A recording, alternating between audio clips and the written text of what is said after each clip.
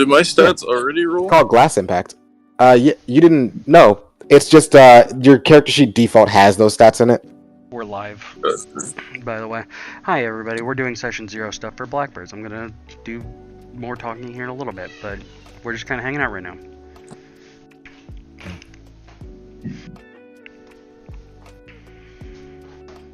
But yeah, we got a bunch of cool little tools that I'll probably run you through later. Because we're playing Blackbirds, and Blackbirds is very much not a swell and pleasant system for those of you who like to keep your lunch inside your stomach. I've gone out of my way to add a little something for you. And that little something are safety tools. Yay. We've got a handful here, so I'll run through them very quickly. The first and foremost is stop play immediately. It's just a hand being held up. Following that is keep going. This is, I like this scene. I'm enjoying whatever it is. Let's just keep rolling with it. It could also be, hey, buddy, you've been fucking around for a while now. Why don't we keep on doing the roleplay part of it?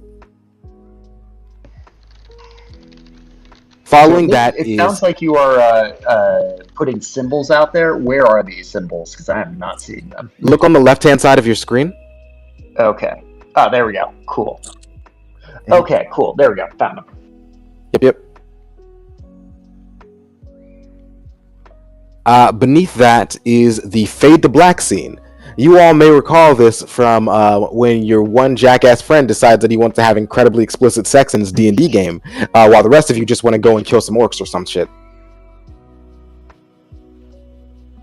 Then of course there's the I need to go to the bathroom button.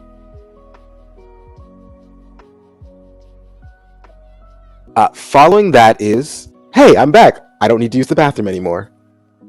Fun fact, if you do actually need to use the bathroom, there's a button on the bottom left underneath players that says break time. That way you don't have to tell me that you're going to use the bathroom because you are not 6. Mm-hmm.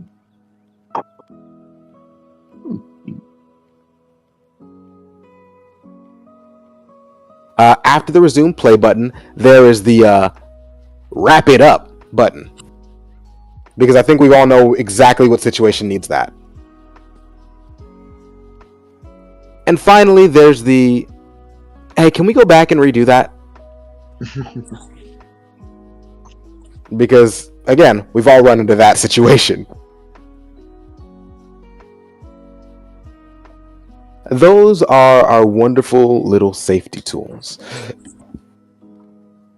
The way the game is going to be run, we will be having a lot of incredibly distressing scenes for those of you with, I don't want to say weaker constitutions, but less threshold for gore, violence, and chaos. I got 20 con. That's very odd. Con's not a stat in this game. How did you do that? Happens when you roll high. Well, I guess low. I'm glad that never happens to you. I got a 72 athletics check last night. I don't want to hear it. And how many DM and inspiration did you spend to get that? Don't worry about it, okay?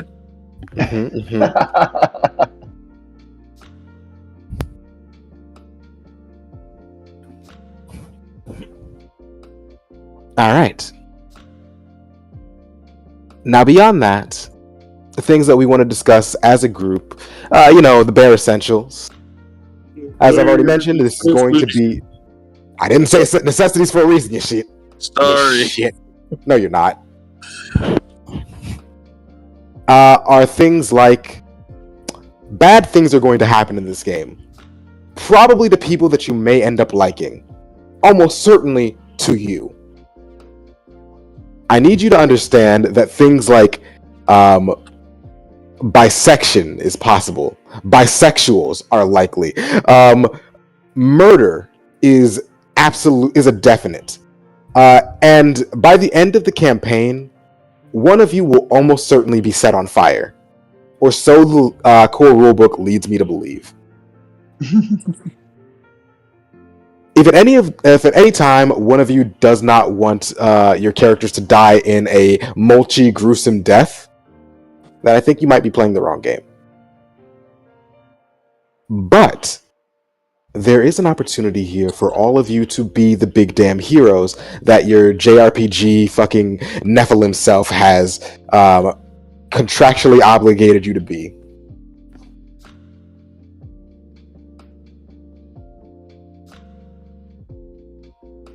We'll go around the table. I'm going to start with myself. Hello, everyone. I am Nexus Flameheart, otherwise known as Sire. We're going to be talking about things that we don't necessarily want to see happen in our games. Me personally, this is something I'm going to endeavor to keep out of my game. Bestiality. Normally, I would say things like excessive violence towards animals. But I've read the monster manual, and that's impossible to avoid at this point. The bears are scary, man. Didn't see a hippo stat block, but if they added one, I would have been impressed. More impressed than I am already. I cannot promise you that there will not be excessive violence towards animals, but I will promise you that there will not be any bestiality if I can help it. That last CJ. part did not inspire confidence. What made you think that I'm here to inspire confidence? Touche. Well, Mr. Speaking up out of turn, it is now your turn. Is there anything that you would like to avoid happening in the game? You can be as general or specific as you'd like, but if you get too specific, I promise that it will show up and likely up your ass. Well, hey, since you skipped over it, I'm Raycor, by the way, also known as Tim, and my character, I'm leaning towards calling him Roland, so we'll go with that. I'm good with most things generally. Would prefer to avoid sexual violence or sexual stuff in general, just because it gets awkward more than it gets fun. But in general, I'm pretty go with the flow. All right. Glad to hear. We will certainly be fading to black anytime one of your fellow players decides to do whatever it takes to have a nice warm roof over their head. That works. And let's say Vespi's next. Hi, I'm Vespinoza.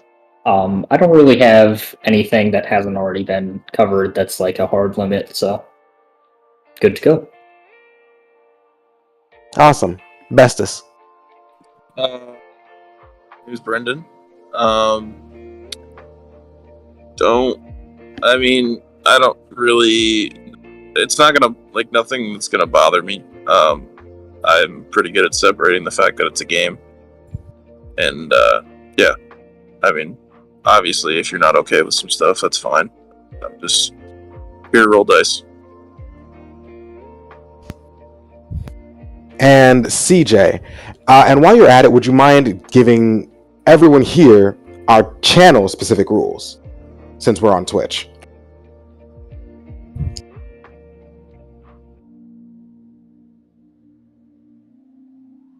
I believe we've lost him to the other verse.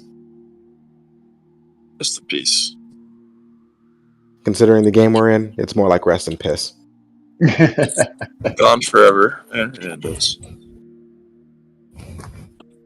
I wonder if he actually did just go out to wrangle his children.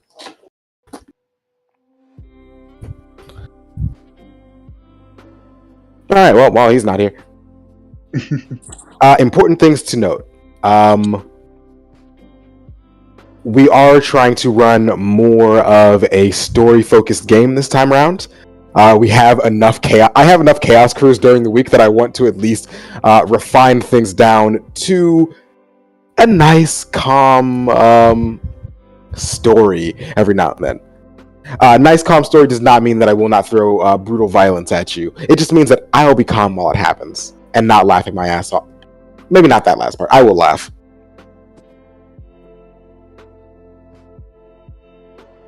All of you have had a chance to look at the core rulebook.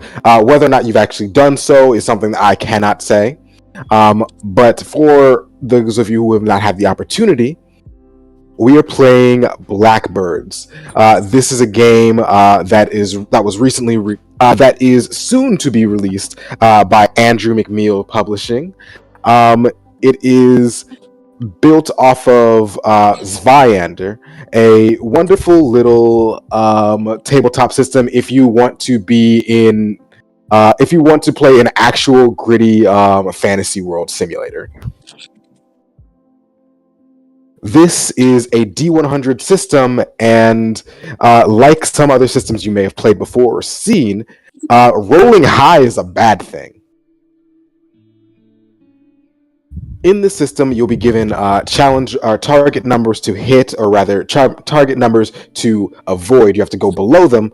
A Nat 100 is what is known as a sublime failure. It is the worst failure you can get in the game. A failure is anything that goes above the target number, and a critical failure is when you go above the target number and get dubs. That's a 22, 11, 55. I don't know what the number is specifically, but if it's double the same number, then you fucked up. On the other hand, a success is anything that goes below the target number. A critical success is when you have a success and the success is dubs. And finally, a sublime success is a Nat 1. So, Brendan's going to get them all night long.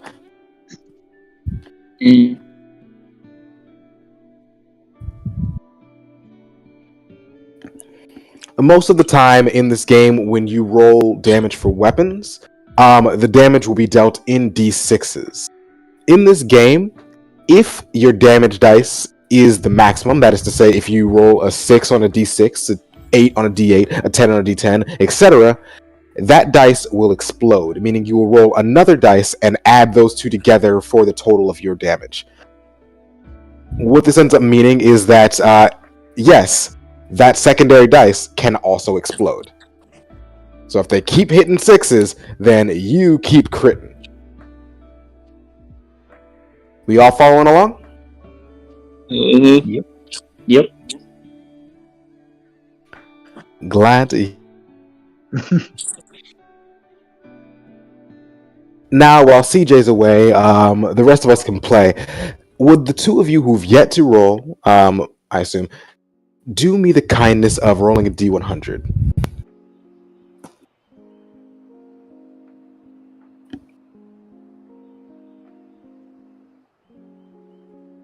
That is assuming you know how to.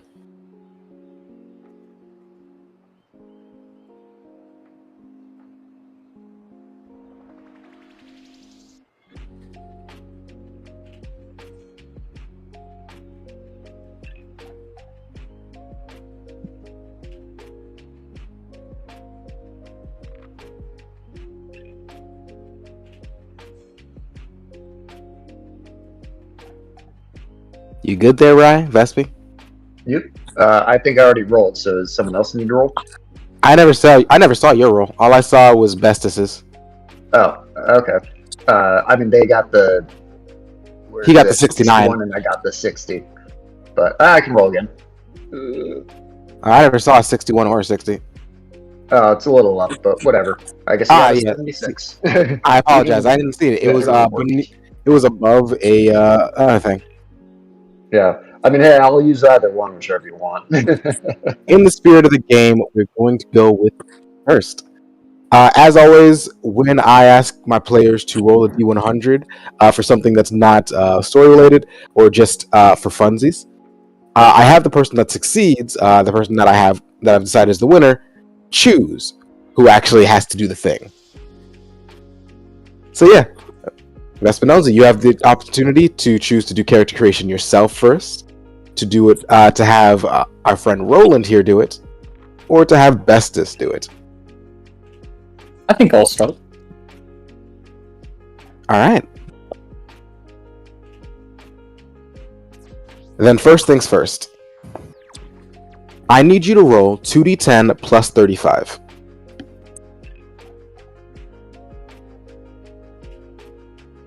So would that be a regular D100 roll or just a 2d10? 2d10 plus 35. Okay. You may want to add the plus 35 when you do it. That way you don't have to do math. But if I remember correctly, that is 43. It's just adding. It's just typing in plus 43 or plus 35. All right. Remember to record these numbers. These are your stats. All right. 43 is recorded, and I do this 6 times total. You'll do this 7 times total.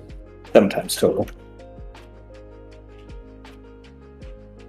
All right. So that's a 43. What's your next one? Another 43. Hold that. Keep going. 50. Now we're talking big numbers. Once more. Another Jesus. 43. You know, have you considered that 4 and 3 are your lucky number? No, but I kind of am now. Once more with feeling. 44. We're breaking the cycle. That is. Keep on pushing. 2 more. 49. We're getting close to something good. And finally,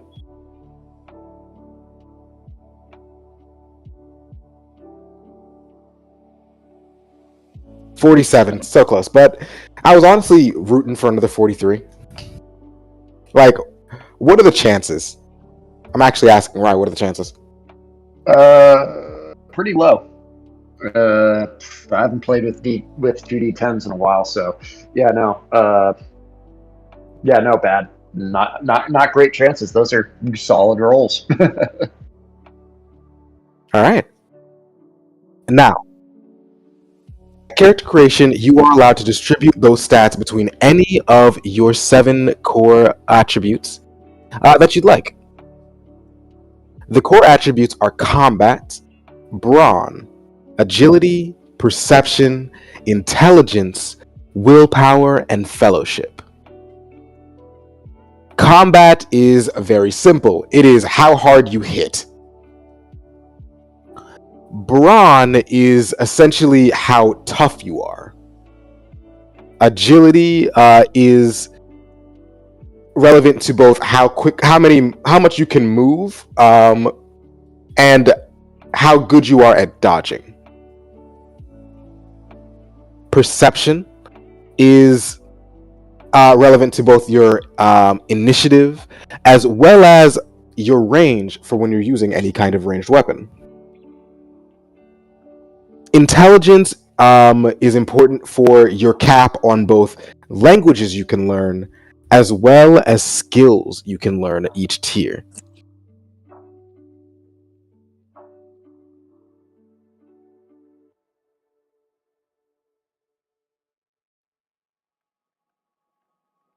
And willpower affects peril, which is essentially the sanity score of this game.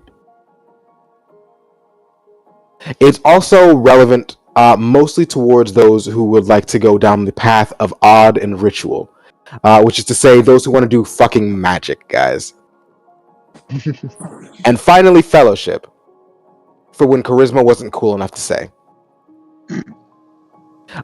It determines how many languages you actually start out with. That is to say, if your fellowship outpaces your intelligence, you are still capped by your intelligence on how many languages you can start with.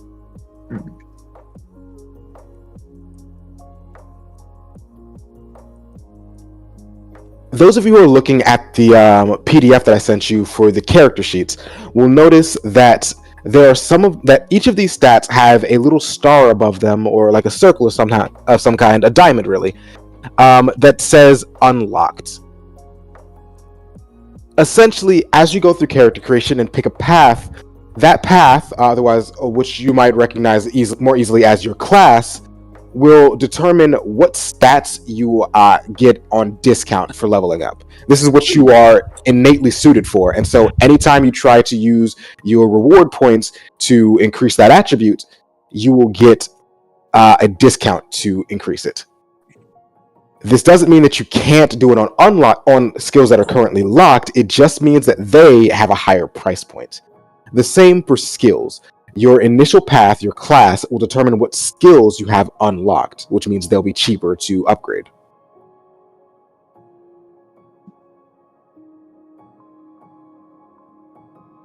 Have you had an opportunity to fill out your character sheet, Vespi? I have indeed distributed my stats, with my 50 and my 49 going into willpower and intelligence respectively, as I am planning on playing a Theurgist. Oh, wow. We have another masochist in the game. I mean, you know me, man. If I can make a deal with an Eldritch Being, it's gonna happen. Don't I ever. I still remember my husband fondly. Including his last moments when I fucking killed him.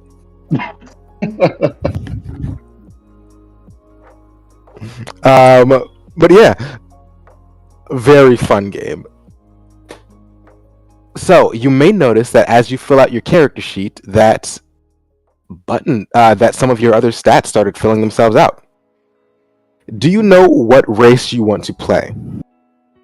Yes, I will be playing a human. All right.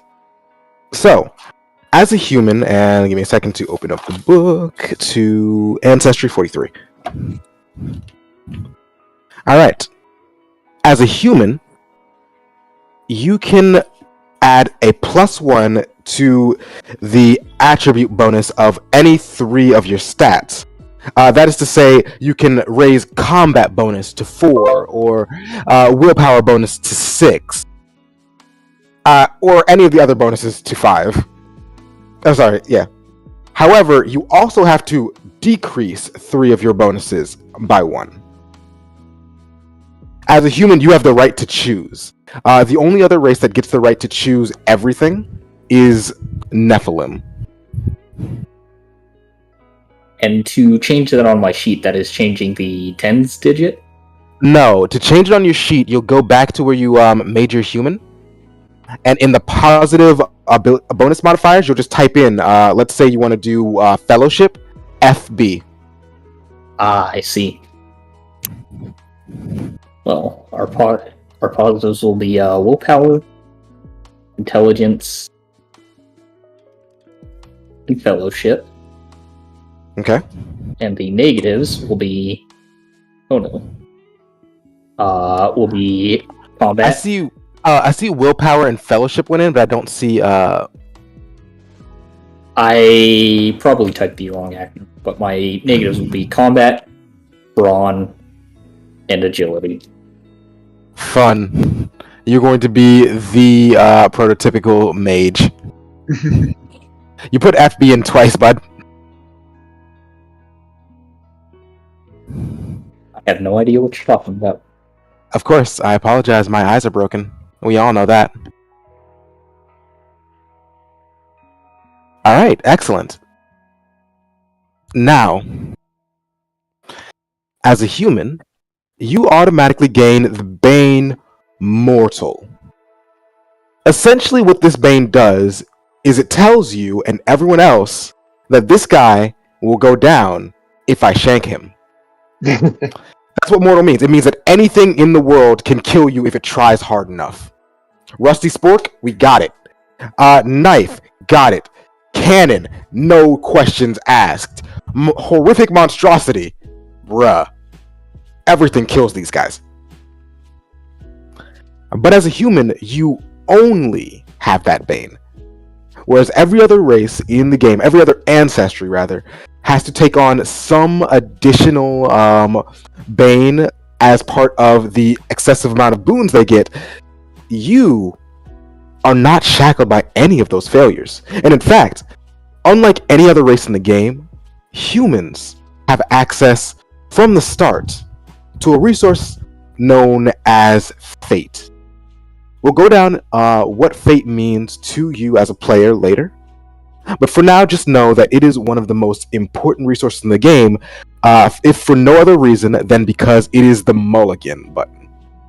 If you do not want to die and you are going to be slain, then you can hit that fate and mulligan it.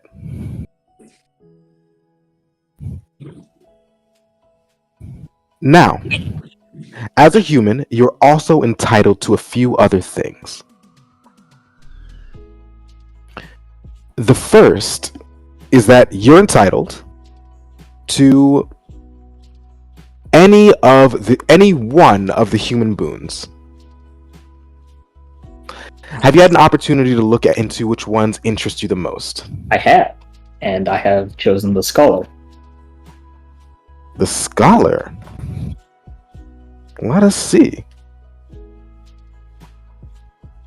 The capability to raise the peasantry from out of its low station through illuminated poetry, the naturalistic text of the curious, and the gifts of literacy is one of the more significant threats to those who covet power. Places of learning are targets for the darkness that blankets the land, for it is all the easier to oppress those who know little of the world and its history. But so long as such wisdoms exist within the minds of scholars, the Ogliarch's victory cannot indeed be complete. Interesting choice. All right then. With your initial boon chosen, and I will do you a kindness and drop all of your human boons in, just for funsies. Ancestries. Fine, I'll continue. Was that you, Tim? I didn't say No, anything. it was me. It's something. Okay, Oh, fine. okay. Oh, look who's back. I had family stuff. I figured. Alright, humans don't have any fucking innate boons, so I have to give them the Banes. Congratulations, you are now officially mortal. Suck it. So am I. It's okay. Almost all of you are going to be mortal unless you want to be a maverick. We do have 2 more people joining us tonight, hopefully. One will be our lovely little Mo Bear, and this... Oh god, text messages. Who dares? Why? It's not me.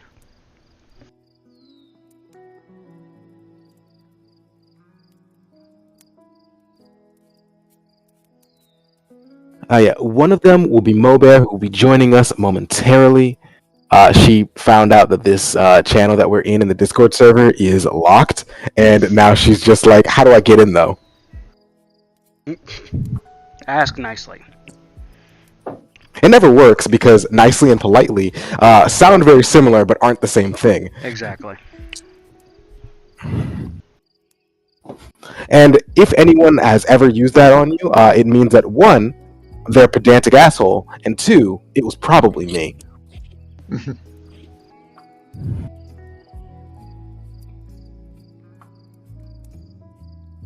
Who's rolling? Rolling. Yes.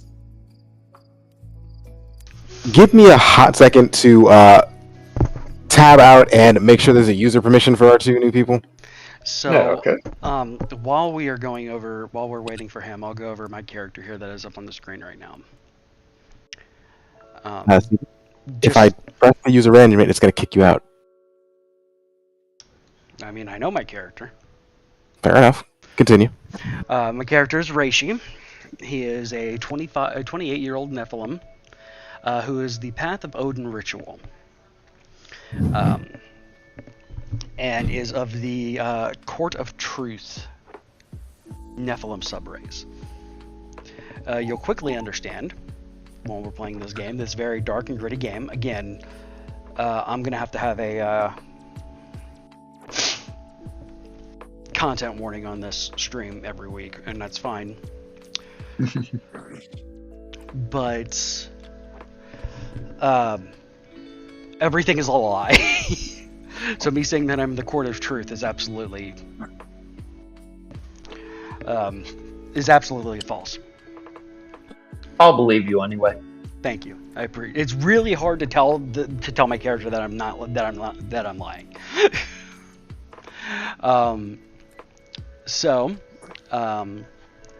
Stands 6 foot tall and about 150 pounds. He's very thin for his build.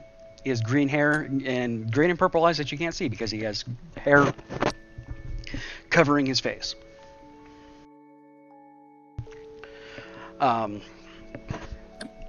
That's for reasons.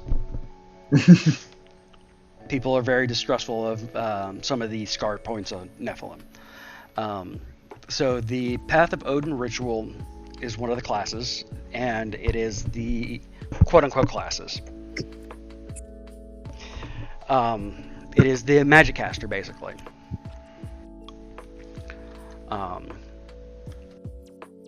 It is a primarily willpower-based class because looking through the magics, there are two types of magics in Blackbirds. There is Wart Callings that are traditional, quote-unquote, traditional arcane spells. Anybody can learn those, given enough time, minus minus the elves and dwarves. In fact, no. Anyone can cast the Wart Cunning. Elves and dwarves can't do Odd Weft. Right, that's it. And then Odd Weft is directly from what are called outsiders, which are fiendish beings. You can very easily, you can almost connect them similar to, in your mind, as the Eldritch patrons that you might get in D&D for a warlock. Yeah. They do not have to be, of course, in D&D, most times they are not, they don't have to be evil, or at the very least, fully evil in this game. they're almost exclusively evil. And if they're not evil, then it's just because they don't consider you, because they don't have morality in the first place. Understandable. Like you summon them. The Path of Odin ritual starts with one contracted imp at rapport level, which means you basically get a level 1 imp, and the imp of truth, her name is Accord. And Accord, she doesn't have a physical manifestation, but when you look into a mirror, she represents herself as being the most beautiful version of yourself. Oh, what a bitch. And you make a contract with them. This is not like 5e where it's just like, oh, I am the Eldritch Warlock. My patron is the Eldritch Blast, the living Eldritch Blast. It's a thing. It is actually. That's hilarious. So you actually have to make a contract for them. So Nexus and I set up what my contract was with Accord. I'm not going to say what it is because it'll be funny when it happens. As we get further into building characters, you're actually going to get what's called RP. You get 9 RP at a start. You're actually going to get what's called RP. Hello. Hey, you might want to mute the stream that you're listening to whilst you're on that same stream. I just didn't want to. No, all good. Explaining anything, so. I contracted with the second demon, the Demon of Peace. He's a delightful gentleman, and he's more on what I had to sacrifice to get him to join me later. But when you each of these demons has 2 realms, is what I'm getting at, and these spells are called Videations. And those are your Odecraft spells. Mine are the Court of Truth and the Court of Peace, as I said. So, and they have access to the Chimera School, the Deceit School, the Illusion School, and the Necromancy School. So I get all of those spells. Each of them comes with a price, though. This is not like 5e where you have cantrips. These are not level 0 spells. They each do really huge things. But each of them has a cost up to and including that I can die by casting these spells. Oh, fun. Like just straight up be gone if I cast the wrong way. Which is great because Nexus knows my rolls. So it'll be fun. Yes, it'll be fine. I'm sure nothing bad will happen to anybody. Not at all and not ever. Nope. So that's a bit how magic works in this. So if any of you guys wanted to play in the be in the minds of being a Theurge, which is what the Odecraft spells are, you can do that as well by spending the RP to contract yourself without going down the ritual of Odin blood or Odin ritual. I know what I said. Odin blood, it's the same thing. So anybody can take those. They have more impacts directly on the game itself. The Wart Cunnings are... Wart Cunning spells are ones from the old gods. Even though those gods are largely dead or hibernating now, their creation of the world has left certain fabrics able to be tugged by those who know the rites. Anyone, no matter their race, can learn Wart Cunning spells.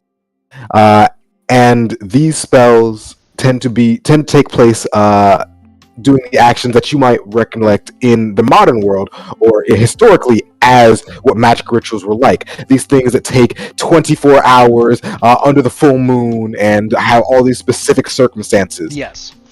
But they are, like all spells in this game, incredibly powerful in the right circumstances. Anything from being invisible to the sight of outsiders to being able to speak and be recognized with some worth and Those are almost Those are not Wart Cunnings. No.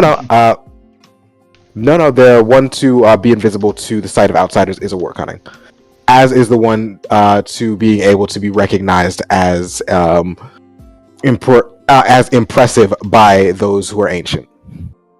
Yeah, yeah.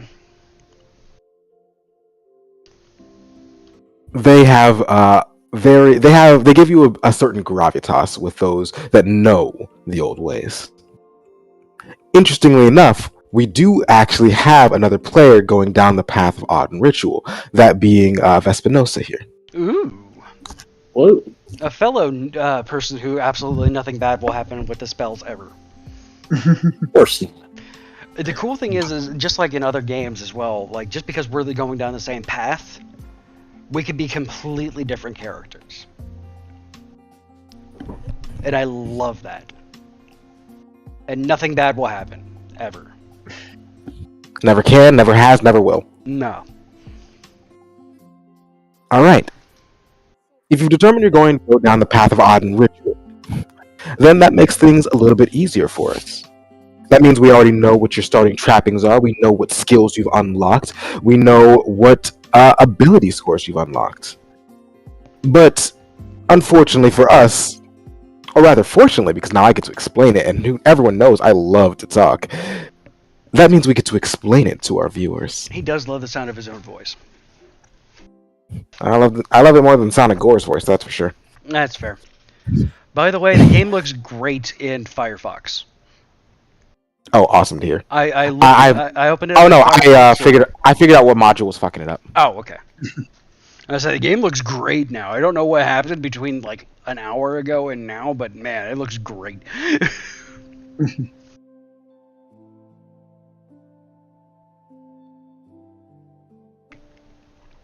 Yeah, I figured out a few things that were screwing it up. When you have over 200 modules on, figuring out which one is screwing up the whole process is sometimes a challenge, but thankfully we have found the culprit. Yes. Now, because you, Vespinosa, are going down the path of Odin ritual, it means that the unlocked bonuses for you are your intelligence and your willpower bonuses. These will always be cheaper for you to buy advancements for than any other stat. The only way to change that is when you become when you get to the intermediate tier to take another class, which will unlock that class's bonuses as well. The skills that you have unlocked are Bargain, Folklore, Oddweft, Resolve, and Wart Cunning. Do note that for the purposes of the game that we're playing, because Foundry VTT does not at the moment have a Blackbird's system, We are playing on the Zweihander system. You at home can see at the top left of the screen. That's what that is. Thankfully, Blackbird is built off Zweihander, so there's only a few minor and major tweaks that we have to make the game work more or less smoothly. If you are trying to cast a Oddwef spell, we are going to count that as incantation until I figure out a way to change the name more permanently. And if you are trying to cast a Wart Cunning, we are going to use alchemy for the purposes of that. Feel free to write that down for yourself. Following along? Yep. Excellent. How do I do anything? We will get to you in a moment. How do I have In fact, we'll do you next 93 reward points? because you only have 9 reward points instead of 1,000. But I had negative 93. I don't know, man. because your videations cost reward points, presumably. Not according to the book. Listen, the book and the system aren't the same. We just went over that. I'm guessing. Oh, I think I know what it is. Each of the unique advances that I put the Wart Cunning spells under probably does cost reward points in Zweihander. Mm-hmm. Zweihander does actually have magic. I didn't realize that when we first found them at Gen Con.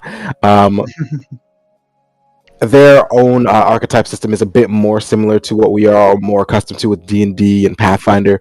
But that is neither here nor there. As a person going down the path of odd and ritual, your starting trappings are a dagger, Stabby. a set of loose robes, 1 dose of quick bronze elixir, and a fragment of the Whispering Grimoire describing how to perform Chthonic Liturgy. The Chthonic Liturgy is essentially the ritual one needs to contract an outsider, one of these eldritch beings that allow mortals to use magic in the quick and flashy way that we all like.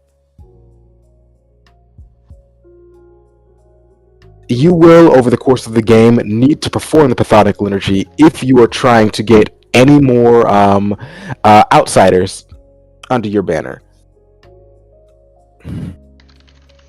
Or if you just want to talk to one and ask them questions. Sometimes they'll even answer.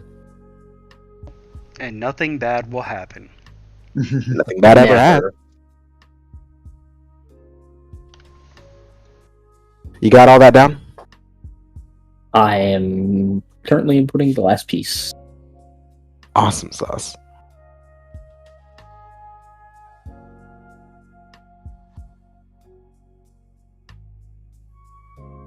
Remember, because you have gone down the path of odd and ritual, you will automatically get the odd sight boon added to your character sheet. Even, meaning you do not have to buy that one. Not that you can. Okay. Let me see if I have already made it.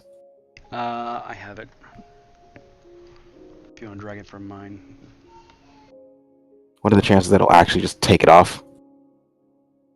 I mean, admittedly, I didn't do much. I just... Oh, the notes work. Oh, the effect works on that. Oh, okay. Is it an effect? Oh, that's awesome. Yeah. And your name is Vespinoza Kairos.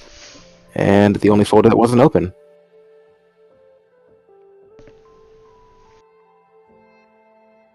Tears and clickety clackety and outside and it works. Yay. Slightly less work. Thank you. Welcome very much. Next, we're going to go over one of the most extensive parts of the game. We're going to go over your talents and techniques. At basic level character creation, you only get 1 talent and 1 technique from whatever your path is, your class. However, you can choose whichever one you want, so long as you fulfill the basic prerequisite. Usually that's just having the class. Oh, you're giving us a free talent? No, you always get one talent and one technique. Oh, because I definitely That bought we my... have to pay for or automatically? I'm sorry? Do we have to pay for that talent and technique, or do they come automatically? You all start with one each. Oh, One okay. of each. Oh, that's cool. Yes. If you would like any more than one of each, then you have to pay for those with your reward points. Oh, then I have 2 more points. Wow. Possibly 3. If you're, because like techniques cost 2 and talents cost 1. So if you did one of both, that's 3. I get talent. You get talents also from your imp. So I didn't buy a talent. Neat. That works.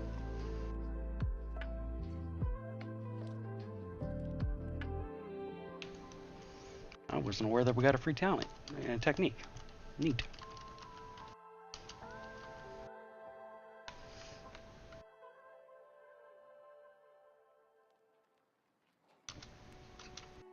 All right. Don't argue with the fate. Those of you who don't know where your talents and techniques are, they are going to begin on page 114 of the rulebook. Those of you who have not grabbed the rulebook yet, you know where I put all of the rulebooks. And as a heads up, 114 translates to 127 if you are in the PDF and doing the pages there. Mm-hmm. Or 121. I think I might have said 27. Meant 121. For Odd and Ritual, it specifically starts on page 131 of the book. And 137 of the PDF. Mm-hmm. I've not had an opportunity to actually add all of the talents in yet, so you'll have to be adding those in on your own manually, or just write down the names and I'll get to them as I program more stuff in on Sunday. I suppose before I choose these talents here, can I give a quick rundown of the courts, I guess? Because I don't actually know what any of them are. Ooh, Okay. Can I? Oh yeah, go ahead. Okay, I've got to... What page are they even starting on? I can't remember. I know it's further down in the book, though. It's under Theurgy, so starting at 241, chapter 8. When they don't have the PDF bookmarked yet, so I just do searches through what I can. All right, I think I found it. Boom. Leverage and outsider courts, 355. Yep. So each of them, as you go along with them, are take them at everything's a lie. These are actual demons trying to trick you into them. So, for example, the Court of Ignorance really gives you a lot of knowledge. But just remember that there's always give and take in this system. With comes knowledge. Too much knowledge can drive a person mad. That is what the Court of Ignorance is. You'll see in there that each court has a particular court that they like. For example, the Imp of Ignorance, Scrivelius, the scribe. If you chose this house, you would gain remnants of deceit and Astoria. Those are the Odweds that you would get access to. And then he is a ally of the Court of Silence and an enemy of the Court of Truth.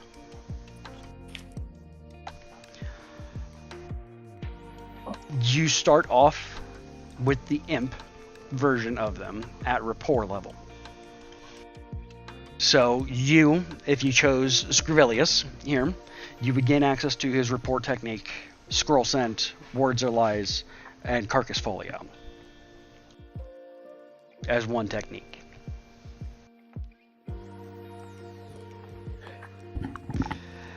You may want to know about all of the courts, though. Yes, I was just going through examples on that one.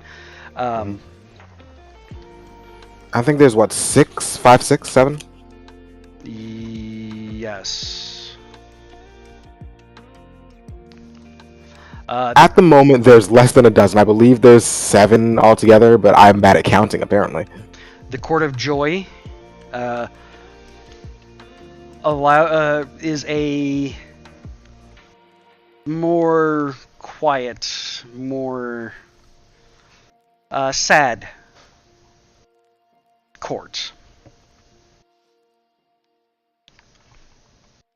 They like for their members to be filled with joy and terror and sadness.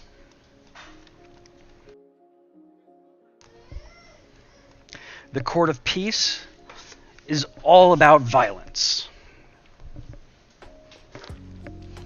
You have to really give up a bit of your own humanity to really want to go down the line of the Court of Peace.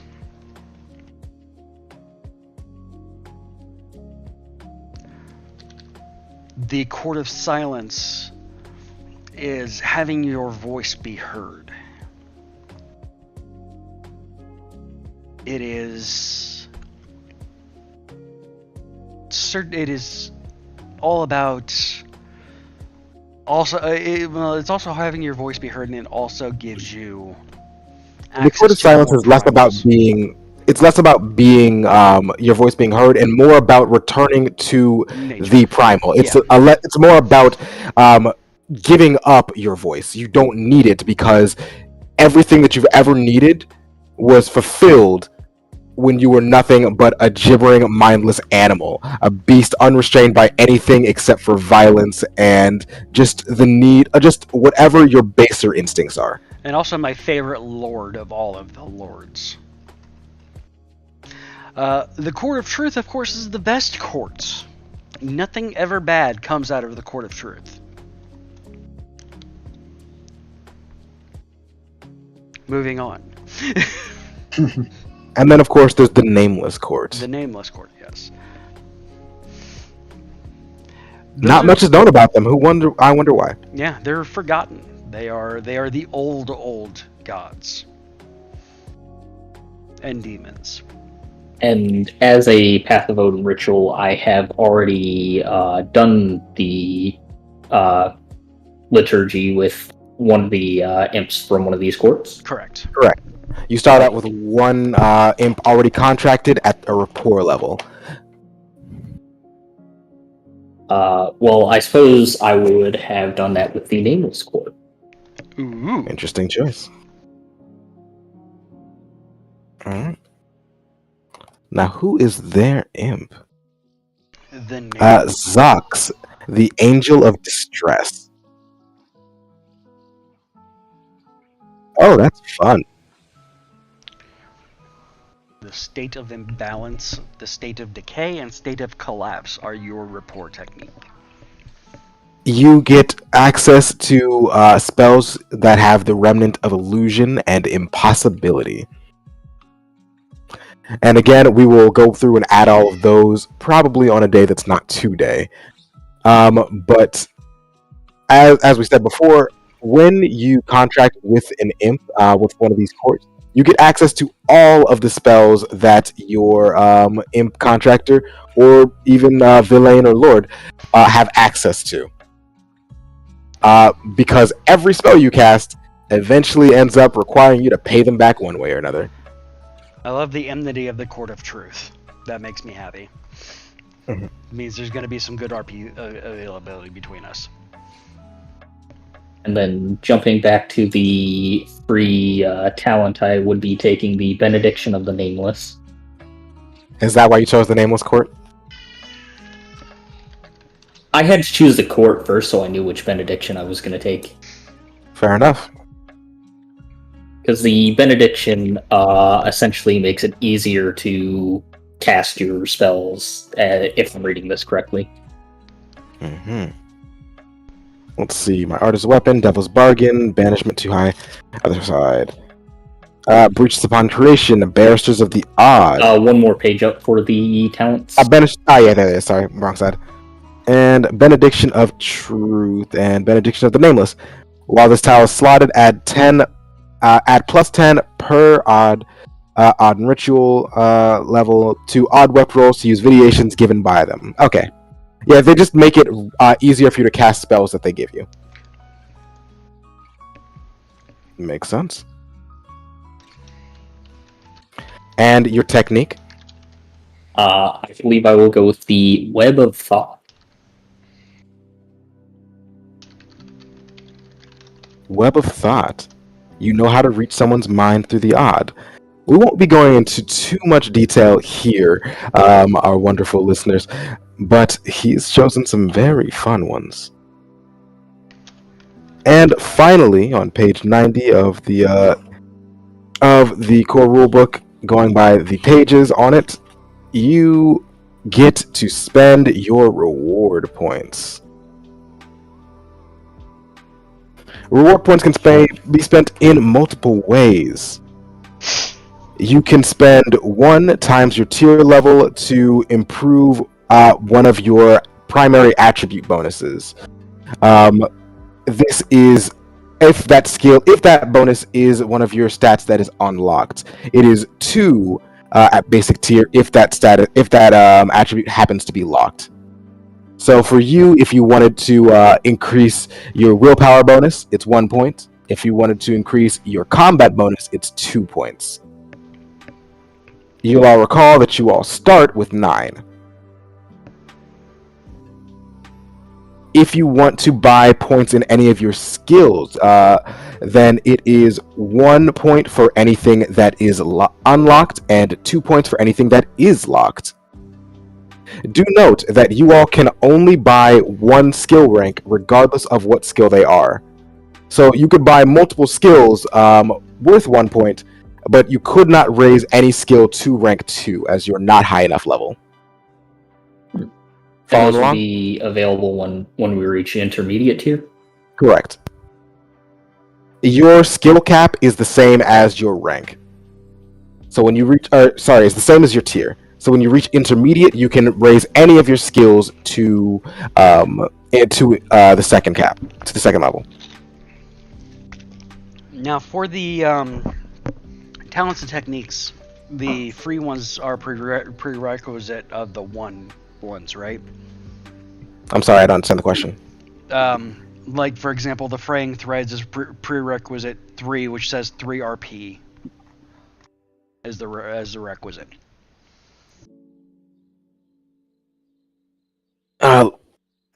I'm sorry. Tell me what page that is. 135. I'm not saying that's the one I'm taking, but I'm just saying as prerequisite. Yeah, I've gotta see it so that I know what you're talking about as well. Oh, I think that means you have to be 3rd level in that section. So that's an if there are right? if there are like Fauna of the Odd, that one has 2 Odin Ritual tiers. So if you are not tier 2 in Odin Ritual, you straight up cannot take that talent or technique.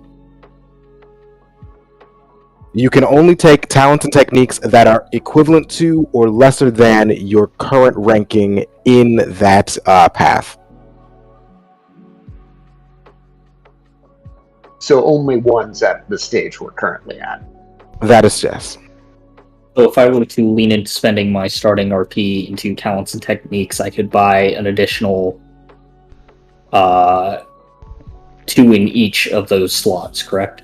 You can. The important thing about this game is that at the basic tier, you can only have 1 slotted in at a time. You can change them, but this generally only happens during a rekindling, or if you spend some of your fortune to force it to happen. This can be very important because, as you may have noticed, some of your techniques have something called an extinguishing. What this means is that you can say, damn the consequences, I need this to happen now, and whatever the effect of your extinguishing is, that'll be the 3rd feature under whatever your technique is, will go active. But it will be at the cost of whatever technique you have. You will no longer get any bonuses from it. You cannot use any other of its techniques until you rekindle it. What that essentially means is a long rest. But that also means that it's stuck there. It's stuck there until that rekindling, or until you spend fortune to switch it out. It's that system that actually reminded me with this game so much of a JRPG. You can play around and have as many talents and techniques as you'd like, but you can only have a number equipped as your tier. So when you hit to intermediate, you can now start having 2 talents and 2 techniques activated at one time. Make sense? Yep. Awesome sauce. And as you play around with the reward points, let's go and have, because you asked so loudly, a Mobear.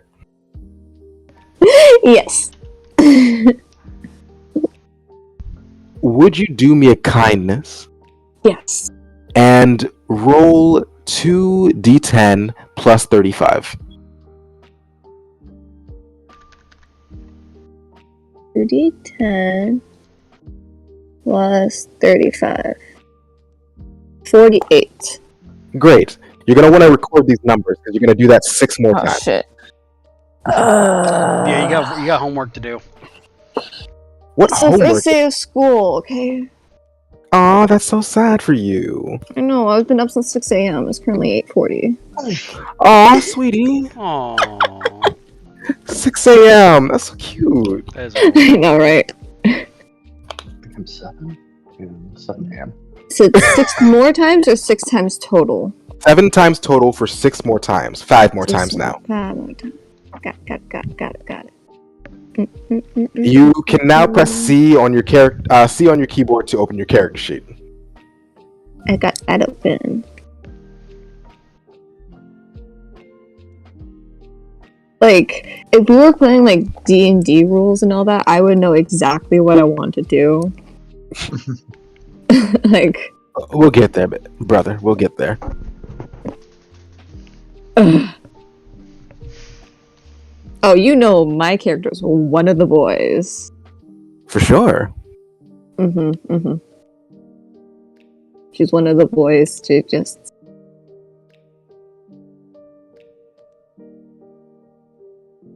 What we're going to do is have everyone roll their stats one by one at this point, just so that we can go through the steps again together. Okay, I got mine. 7. You got all 7? Great. Yes. Rye. Okay, so let's see. Get rid of that. Let's try this. Oh, where's this? D10. I mean, this is a different type of homework I'm used to. Cool. Are you saying you don't like it? Oh, I'm saying I like it as a change of pace from trying to memorize everything. Of just like memorizing definitions. Nice dice. Are those skulls? Yes. Or yin yang signs? They're Okay. skulls. Someone's hoarding all the good rolls. Right? Nope. As I look at my 38 in brawn. What is this? My lowest is a 40, my highest is a 50. Oh, wow. Why are you getting That's multiple over 50? That's not fair. Yeah, for real. 54, man. 6 and 7. Okay. Oh, there we There go. we That's go. bad. There you go. Get almost perfect, No. and then you get one of the lower ones. Well, I know universe where has that's going. The universe has to Straight into pretend to be fair. intelligence. Awesome.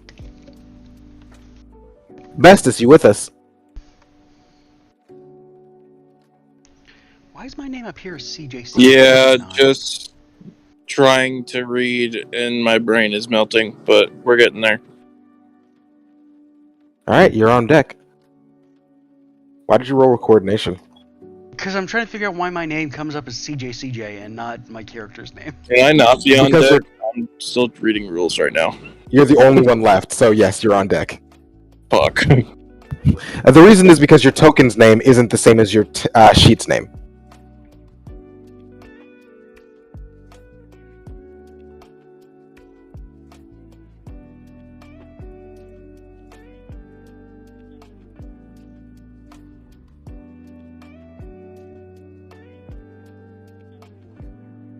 You've tested, Vespi. I'm gonna guess you're not actually in Foundry. No, I was trying to fix my token selection as well. It just doesn't say anything. Ooh, magic user. I'm gonna click that and see what happens. Oh! Oh! What happens? Wait, where are you pressing it? On the top of my the character sheet, the actor button makes, if you click magic user, the magic appears. Oh. Underlying skills, parry. Okay. Magic. Oh. Okay, well then I know what I'm doing. That makes a lot more sense. Wish I'd known that was there. You mean before we spent 3 hours making fucking videations? For fucking real. Thank you so much, those of you who made these Viander system in Foundry. Now I gotta go through all this shit. Yeah, no, have fun with that. Okay. So how do we adjust our whatchamacallit? You'll do that by skills? choosing. And It's a whole thing. For some reason, probably because the system's not made for it, you can't buy skill ranks in Foundry. I'll tell you how to do it in gameplay. Just click the name of the skill, and then there's a drop-down menu for the difficulty. okay, but it's not going to save that. No, not yet. Okay. We have a guy who's working on making a sheet for us all to use that should work. But it's going to take time because he's only one man. He's got a day job. That's fair. Boo. In the meantime, that PDF thing should work more or less if I understand it correctly. Yes, if you'd like, I can even have the Foundry to PDF thing in there so you can hot tab between the two, just so you can always look at your sheet if you've got the form fillable PDF fixed up. I just have it as a different tab. Okay, so the numbers I rolled under like the agility, perception, and like all that. You can plug them in wherever you'd like. Underneath those. Yes, combat, brawn, agility, perception, intelligence, willpower, and fellowship are your stats. Okay, what's fellowship? Charisma. Talky peoples. Awesome. So so we're not overriding each other. Feel free to make what you want, but I have a 6 in fellowship and a 6 in willpower. So, the direction I'm going with my character is she's part of a cult, but she doesn't know it. She's Alright, also so a pick-me girl. Oh jeez. All right, so we're either dropping perception or intelligence, possibly both.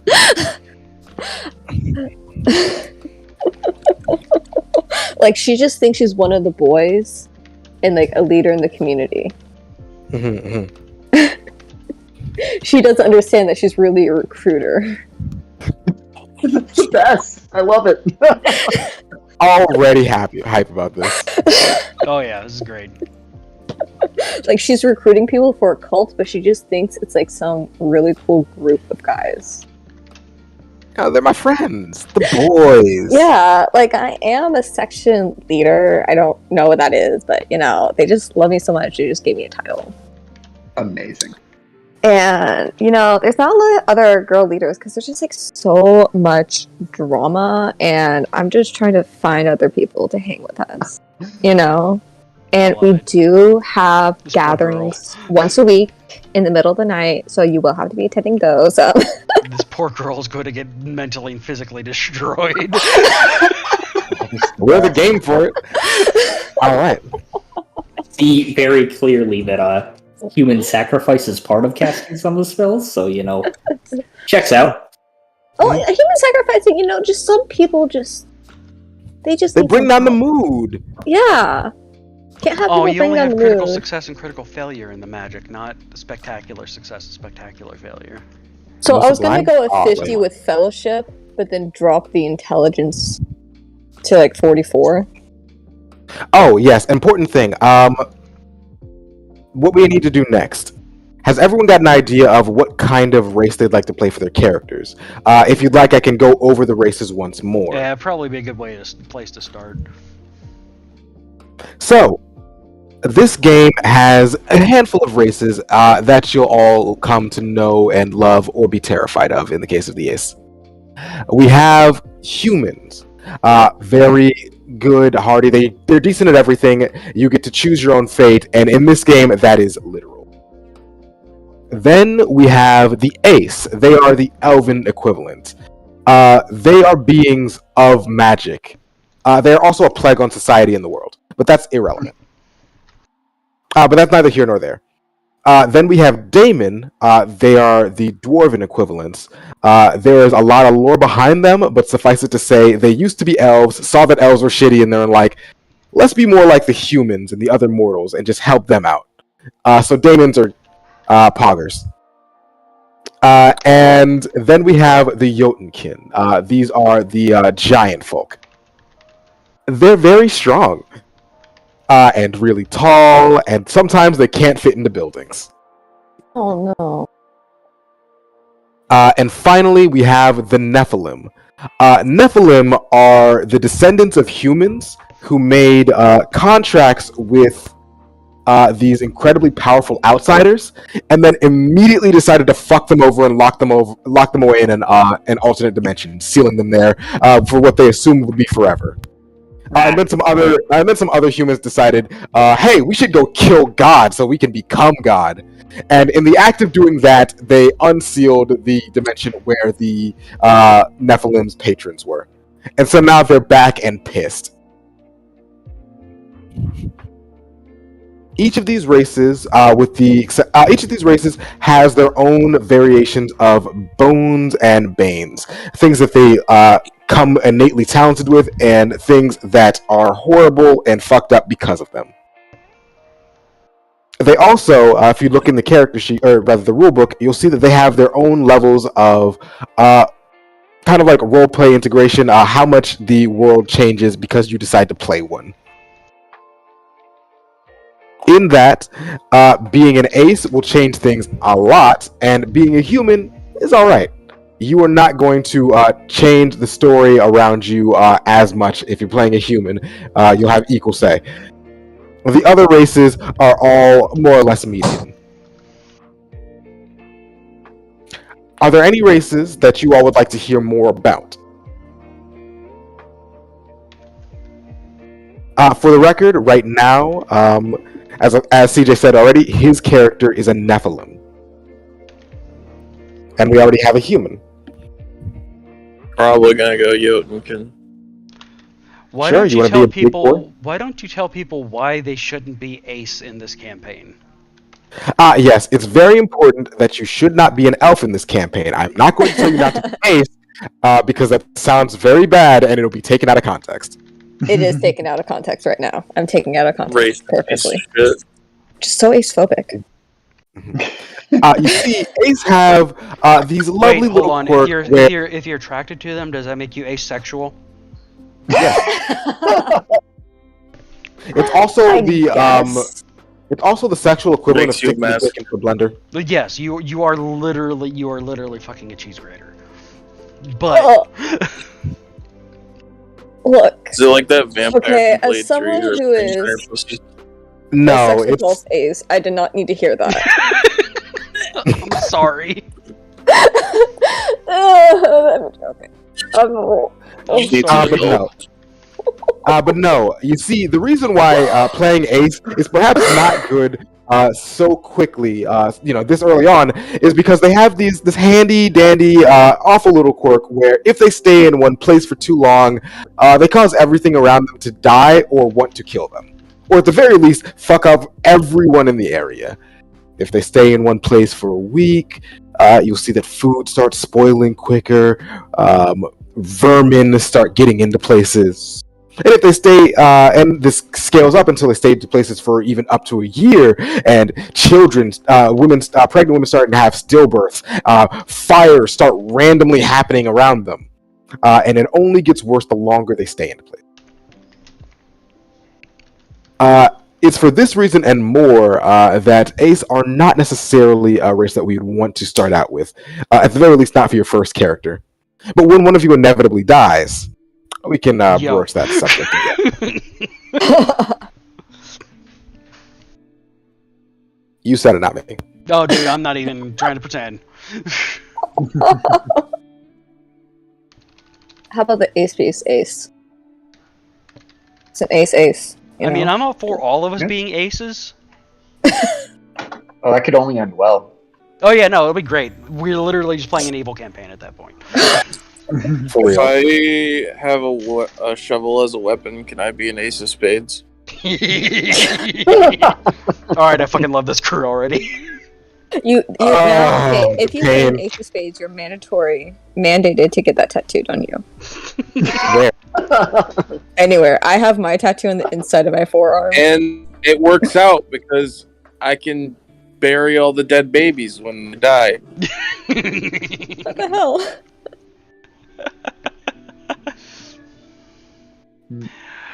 Oh my gosh, okay, I want to be Court of Joy that made Court of Joy Nexus what? shit up.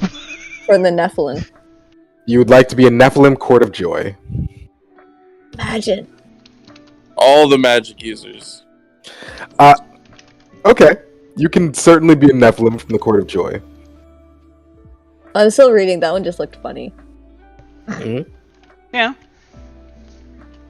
For those of you who are curious about why she said it's funny, it's because Nephilim from the Court of Joy have permanent Joker face. Yes. Like they Want to know how I got these scars? And if you ever look at them under a black light, they like it is the most horrifying thing. Like it is Heath Ledger's the Joker, just all over their face. If you look at them with odd sight, you'll see that the inside of their mouth is like a literal storm of fire and lightning, and it just kind of peers out of their cheeks and everything.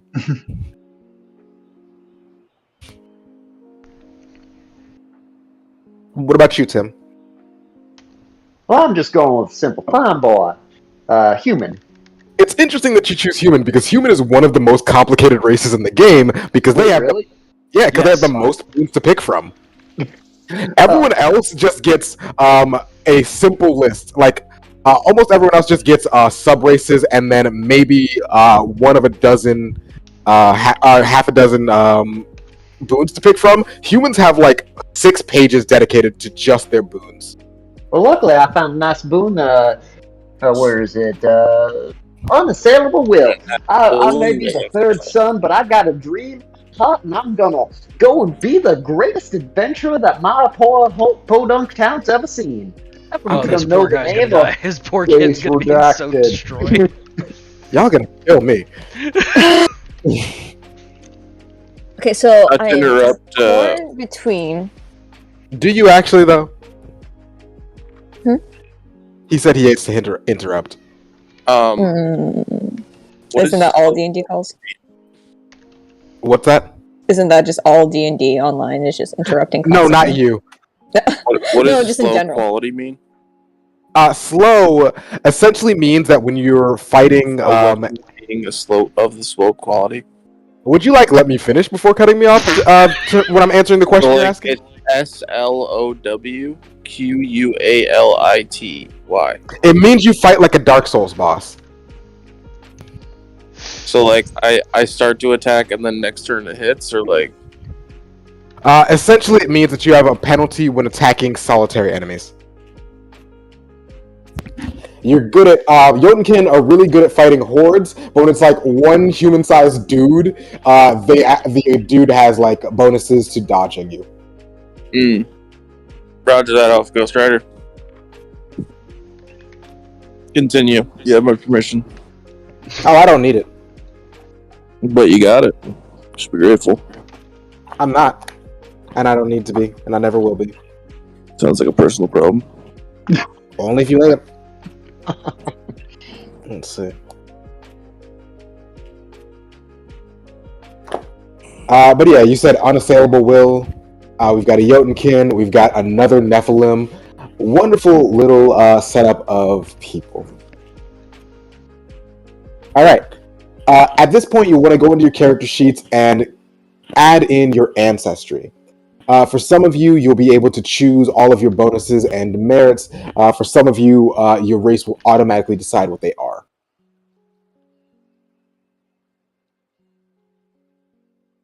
Okay, so should I go with ignorance or joy? Joy. That seems You the should most go likely. whatever the hell you want. Wait, what's the difference? Those go so- hand in hand. Couple letters. Ignorance is like you have a third eye, and it like if you're looking at the Nephilim or you're around them, it always feels like someone's watching you, and they're like cursed with the You're knowledge right. of before. And the cord of joy is basically they're immune to madness because they're already quote unquote broken, and they have a permanent smile on their face. That kind of makes sense. Yes. I feel like joy makes more sense for your character. Wondering why everyone's always like avoiding them and kind of scared. Like that like this permanent smile and it's like the creepiest thing I ever. put the 50 in fellowship. Doesn't mean you're not creepy. It just means you're good at talking and getting people to do what you want. So it's under ancestry. Yeah, that'll be under ancestry. For you, as your ancestry is Nephilim, you'll be going in 72. Too far. That means you'll be putting it in again. Nephilim. There we go. Yeah, you get to decide what bonuses and malices you get. So at Nephilim, you will see, and your name is Bover. Are you adding it for me? I am not. No. Okay, I do. How else do you learn? I watch people. Twitch.tv/GeekIO show. Yes. Okay, ancestry. Where All right. do It's at the top, right next to the female. Yeah, I see the ancestry thing, so I just type in Nephilim. Yeah, where it says I ancestry, do. you just type in Nephilim, Okay, so I just have to input things manually. Yes. as one Input things does. manually. We're proud of you. Thank you. All right, where it says positive bonus modifiers, choose 3 of your 7 stats, and you'll see the little bonus next to them. So if you wanted to do combat, you type in CB. If you want to do fellowship, you type in FB. Okay. How many do you said 3? You get 3 positive and 3 negative. And as a Nephilim, you get to choose what those 3 are.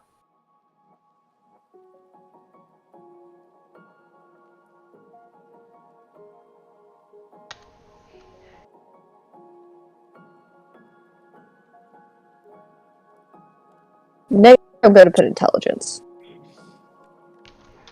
If you want negative intelligence, Negative bonus modifier for intelligence. Perfect. then you type in IB. Yeah, I know, but like, yeah. I love it. This could be a great group. I am already mentally preparing myself for the chaos. For it Yes. is always chaos. What else do I add? Because I have the unable, like, I have the flip to succeed on any resolve test caused by mental stress, horror, or shock. We'll be doing that later. Don't worry about it. Okay. There's going to be plenty of mental horror and shock soon. And my characters just be like, oh, what's going on? Oh no. Oh no. I'm in danger. Do you want to hear cool fun? So for anything that says flip to succeed, is this something we haven't covered yet?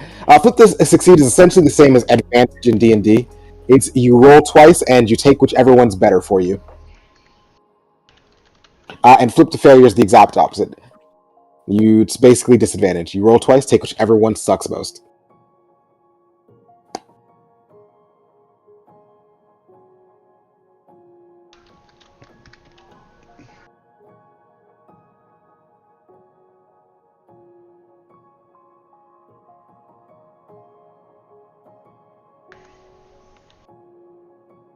So is anyone planning on taking craft and expertise? You look at those still. Crafting expertise? Do I No. add? Okay, what? Half are the of base? craft and expertise. I don't know. I'm not there yet. I'm still looking at Jotunkin stuff. There's like 2 pages. Yeah, I'm deciding what I want, because it's referring to a bunch of conditions and skill checks that I don't know what they are. So If that's you ask questions, you'll get answers. But what is Vitation? Videation is magic. Oh shit. Technically, vitiations are specifically magics or spells given to you by outsiders. That is to say, Add eldritch the beings. boons. Other beings is what you said? Eldritch. Okay. Again, I haven't gotten a chance to add them into Foundry yet because, again, the system isn't made for that. And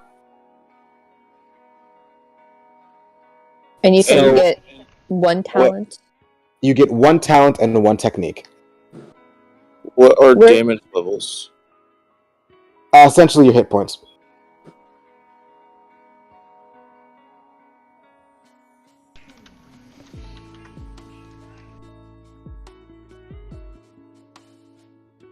And what is the nature of a resolve test? You're gonna need to run that one by me again, bud. What are you What looking is at? the nature of resolve tests? Yeah, I hear the word you're saying, but I need context. What does it do? Why would you take one? How does it work? It just says if you take this blessing, all resolve tests are flipped to succeed. All right, now that's something good. Okay, a resolve test is generally something that you make when something's about to make you shit your pants. So, like- Recently. Okay. That's the kindest way I can put it. If something's about to scare the shit out of you, then you're almost certainly making a resolve test. There are other situations, but that's most likely what's going to happen. Okay. I think I'm just gonna take the load of the god tree then.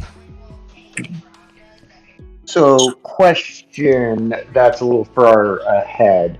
For things where it says like damage and whatever, is that your base number or your base number plus any advantages given to you by your race and or that you have bought?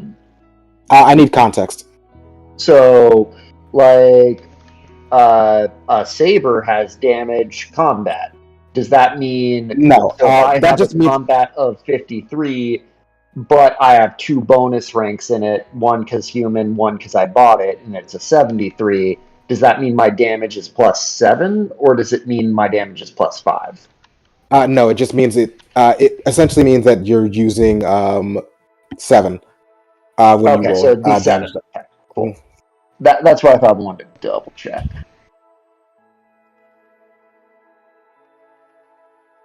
Conveniently, combat is one of the first sections in the book. Find the list of talents. Talents start on page 114. 14.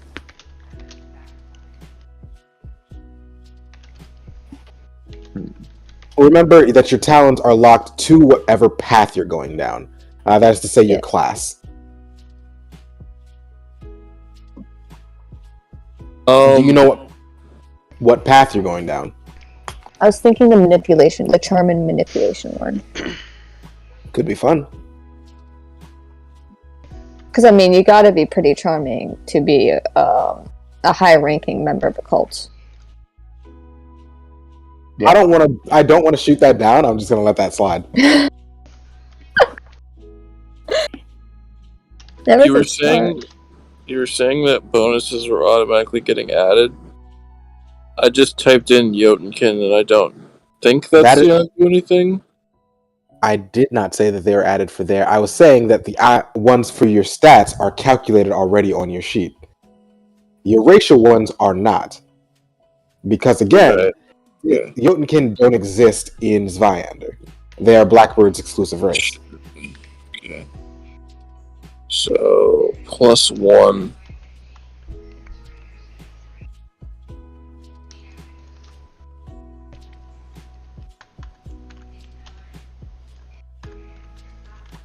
So the racial ones are just a +1 to the modifiers straight up, right? It's not the actual totals. Yeah. Okay. That makes things easier.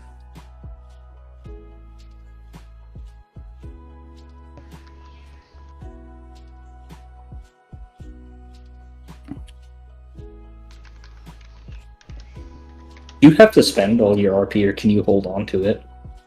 You can hold on to it if you'd like. You can spend them later during gameplay because the system doesn't have EXP. Instead, it just has RP. And essentially, you reach tier 2 when I decide you're ready. And also after you finish at least one dooming. Which is basic adventure, right? No, a dooming is essentially big plot point. Oh. Well, yeah, kind of the same thing. Well, I guess not entirely. Yeah, there's some room there. There's wiggle room. Do you care if I roll my stats right now just to get it out of the way? I asked you to do it earlier.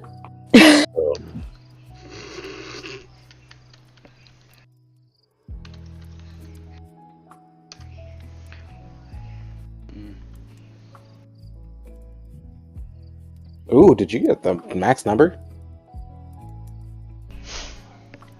No. No, you didn't. Yeah. But you can also add a plus 35 to the end of the equation that pops up to make things a little easier too. And now he wants to do things the hard way and make everything hard. Hurt. Throwing it out there. Fuck. An example of a path of the charm manipulation is an instigator and a politician. Yes. So you don't need to be smart to be charming. Not at all. Nope. I think Shut I'm up, gonna CJ. take that one. Yeah, it's too easy. By the way, CJ, because you weren't here earlier when I asked, would you mind giving out the channel rules for Twitch? Your channel, so you may as well. The things we don't Like do, shit. you can't say all that shit. Don't be real world racist. If it's not going to be during playtime, don't be real world politicky. There are a couple bad words, and if you say them, I'm sure you can assume with me saying no real world racism that you can assume that one of those words is. At least it doesn't really. Yeah. And also, I don't see the other one happening very often, so I'm not going to bring it up. But since this is a dark game, I'm less concerned with content. Mm-hmm. So. Can I put something out there, or like one boundary that I do have, and that is regards of suicide? Like, if we could just avoid that altogether, unless it's like a serious topic that's part of the plot. Absolutely. You know, like. Yeah. Thank you. Yeah, we'd gone over that earlier, so I guess if anyone else wants to introduce themselves and do their boundaries, etc., I think In fact, what is your name, Mobert? Who are you? My IRL name? That's up to you. I can't tell you to. you to be I wouldn't tell you to give your government to a bunch of weirdos on the internet. Yes, my name but I will is tell you Jane that I laugh. Doe, and I am average height and of average build. I also have average hair color and average. So she's As you 5'4", brown hair, brown eyes, pale skin, little on the tan side. I'm about 140 pounds. The only And the number is 555-555-555. yes. 555. Just as a heads up, for suicide in particular, and I know this is a triggering point, so I want to bring this up right now. Some spell. All right, so this is what I think. Right, since this is a trigger thing for this channel here, and Nexus, you feel free. There are some spells that may, if you sublimely fail on them, could lead down that alley. So, if it ever gets to a point where you are uncomfortable, hit the buttons that Nexus showed you at the beginning of the stream. I was not here in the beginning of the stream. Look on the left-hand side, there's a hard hat. Door 1 second, I'll left. Okay, there's left. Okay, I see it. If you hover over it, it'll say safety tools. Yeah, okay. But Okay, I so, just want to bring that up since it could possibly happen accidentally, because a couple That's fine. of the No, spells that have... problem with a different campaign where they're just bringing it up lightheartedly. No. No. Yeah. We respect the sanctity of life here, which also means we respect the sanctity of death here. Yeah, I'm just concerned because there are certain spells that could actually if it's built into it and it's not a light topic, it's when people treat it lightly. Oh yeah, no. No, I understand. That's valid. No, that I completely understand. My one thing is kids. Oh yeah.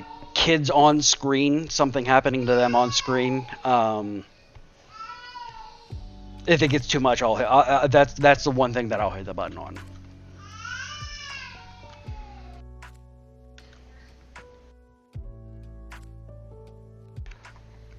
So, I guess this is obvious. Just anything to do with disabilities, like nothing making fun of people with mental health issues.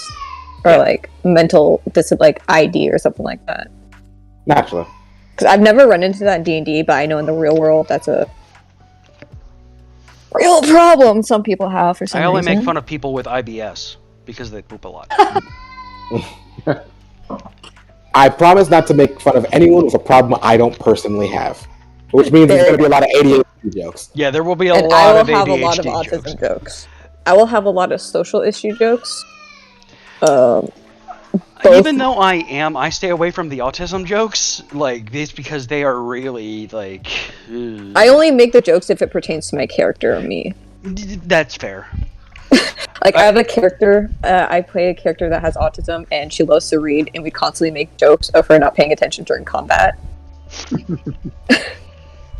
Yeah. Because she loves to read. That works. That's fun. My character is just going to be completely, like, socially, like, very charming, but also, like, might say the wrong thing to ruin the mood. I have a question. I have an answer. When we lower our modifiers, does that mean, like, if we have a -1, we just drop... If the value was 40 and we had a -1, we just drop it to 30? No.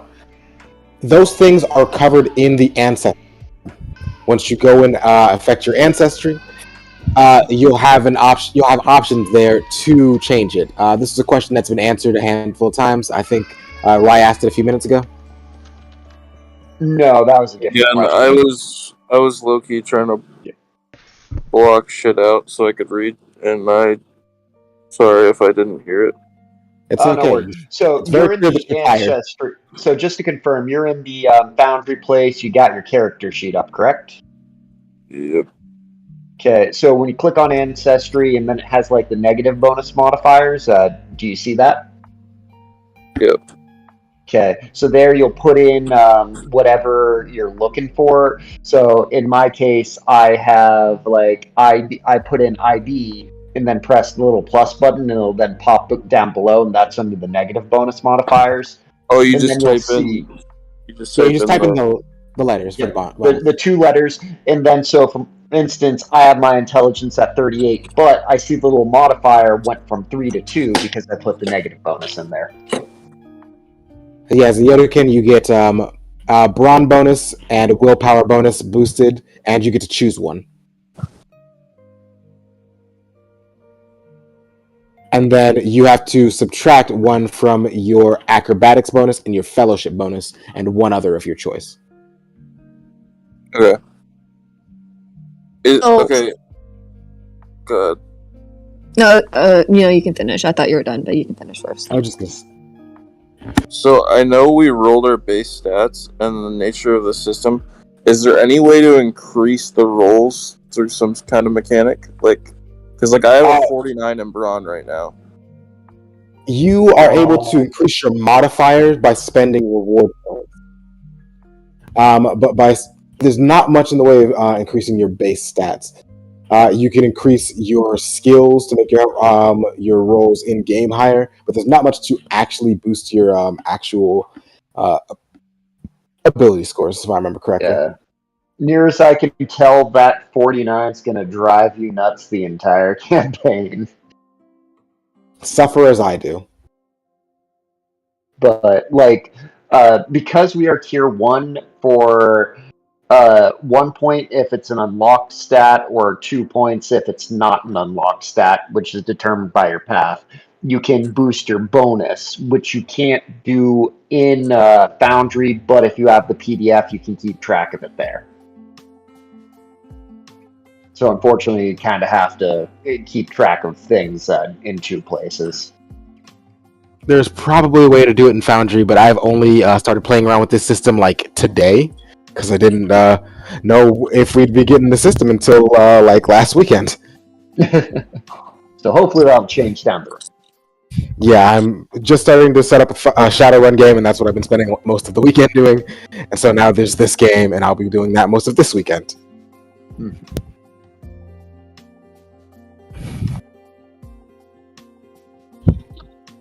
The bonuses that we buy with the points, where do we input that at? In Foundry, there's not a way to do that at the moment that I've found. I'll probably be talking to the creators to see if there's anything to do about that, but until then, I'm not entirely sure.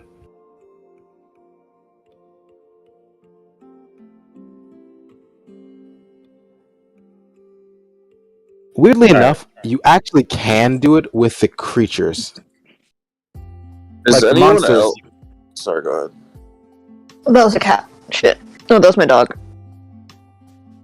By the way, if you want to see all of your skills without having to scroll down, you can expand the character sheet, drag it open just a little bit wider, and it'll show you 2 rows.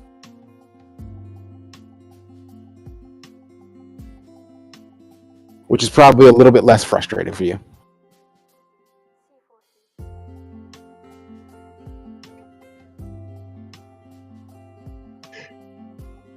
Anyway, you're saying something else? You saying... Oh yeah, go ahead. It says like on the path of the different paths have like unlocked bonuses. Is that another bonus added or no? No, unlocked bonuses essentially means that it's cheaper to upgrade that stat in the future. Okay. As well as same with the skills. What path to go down? You said you wanted to go down the path of Charm and manipulation, but if I remember correctly, that unlocks fellowship and willpower. yes.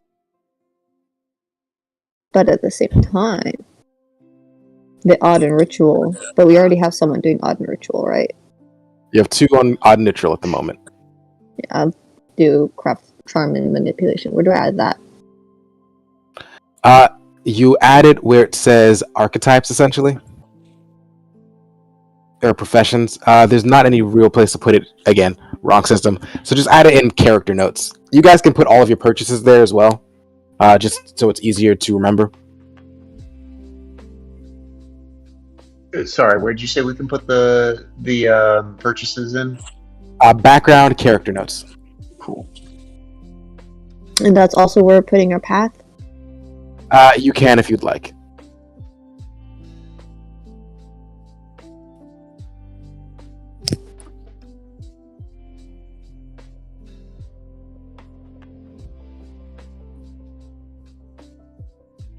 Okay, so definitely.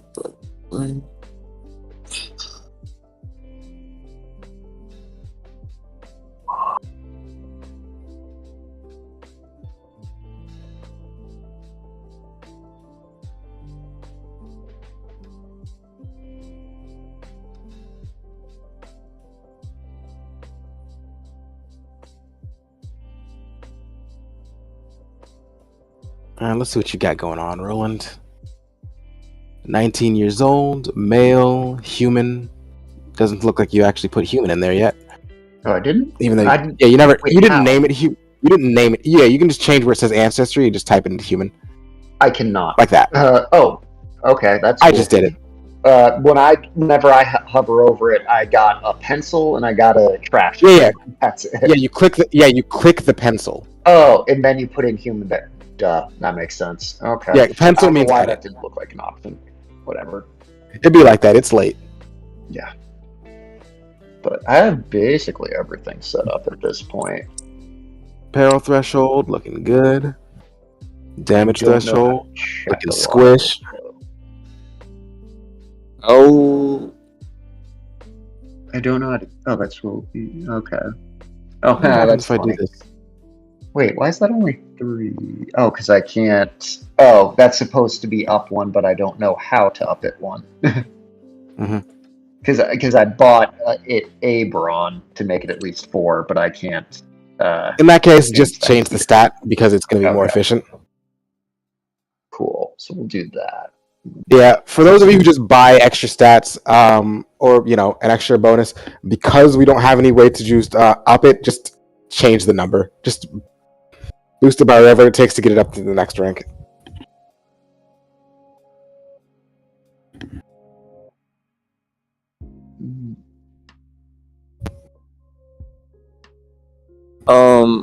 where do we list our boons? Traits or tiers. Under traits. Mm-hmm. I haven't had a chance to go through and add everything. I was going alphabetical, so I started with Ace. I've got most of their sub races and stuff, and I was working on Damon when this stream started.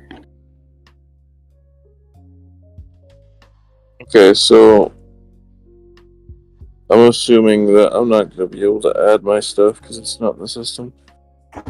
You can still add it, you just have to do it manually. So looking at the talents and the techniques, there are like these markings next to the prerequisites. Like,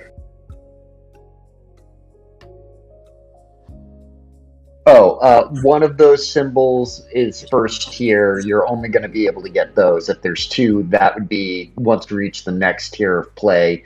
You can either put another in your same path or go down a different path. But okay. in our case, if it's you can only do the ones that are 1 because you can only choose 1 at this point.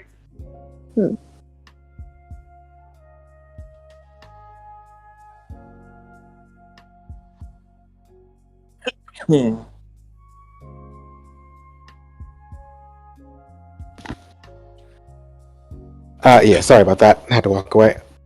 No problem. Just want to make sure I'm putting it in the right spot. Remember, if you just write what you're taking down in the notes, I will be sure to add them to your sheet later. Okay, I put the trait there, thinking that's what you meant, that you would change it after. I didn't. Oh no, I just I was named saying it. that you have. What I was saying at the time was that you have to do it manually. Yeah, I also- that's fine. I just.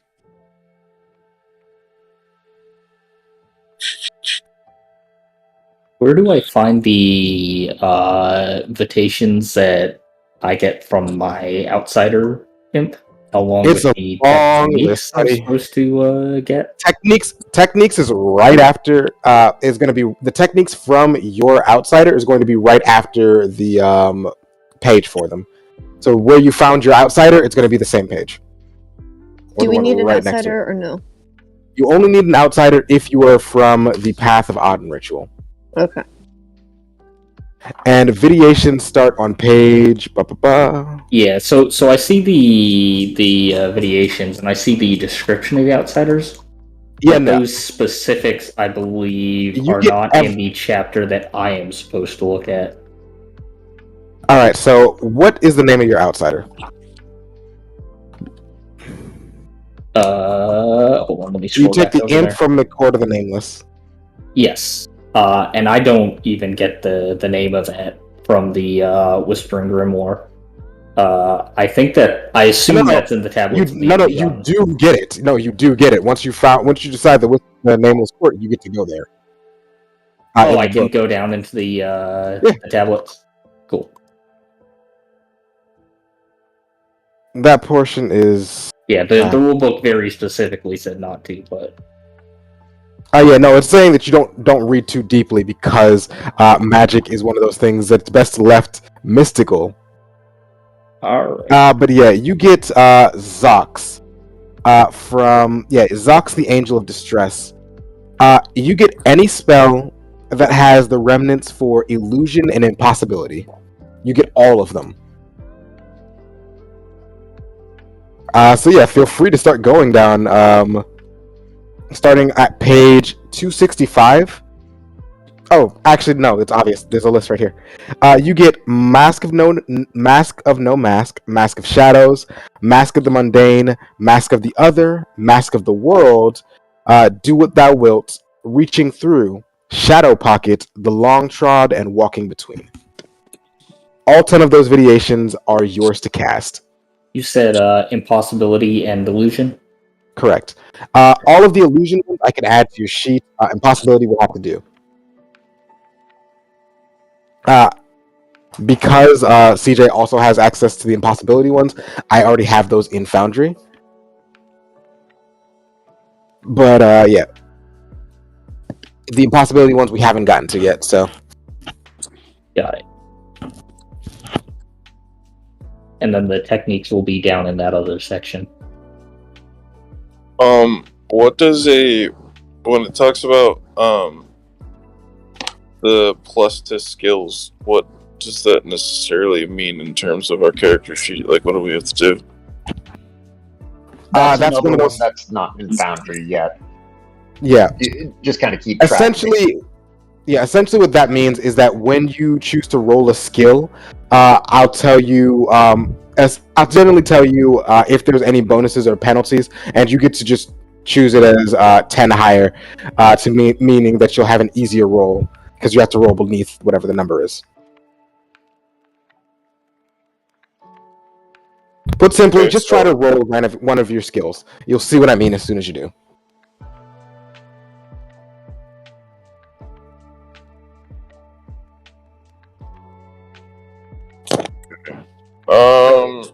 If you try to roll alchemy, there's a chance. There's the thing that says base chance modifier. Yours will always be plus 10 for whatever those skills are, on top of whatever you already had.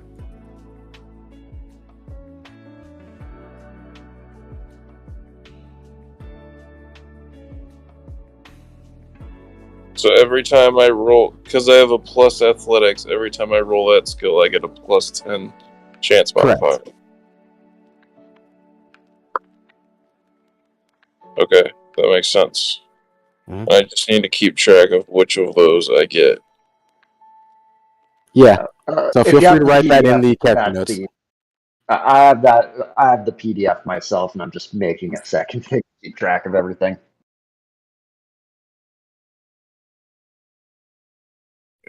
Uh,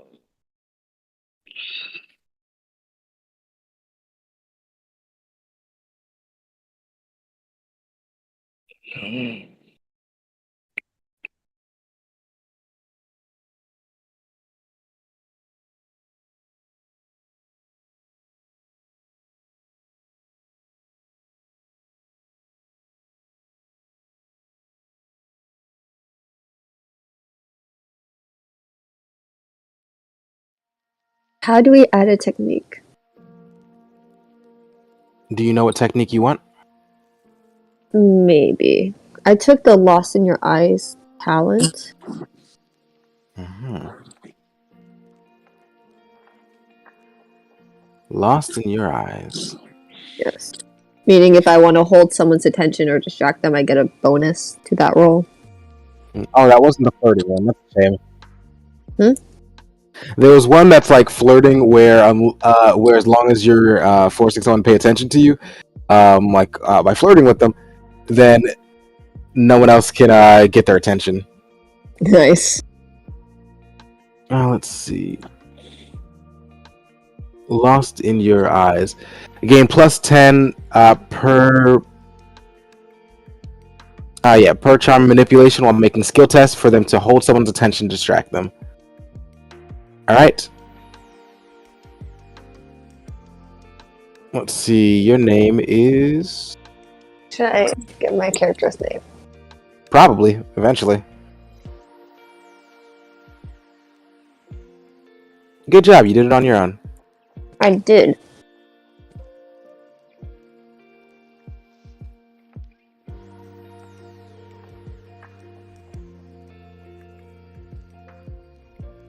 Name that you did not expect to find in a cult.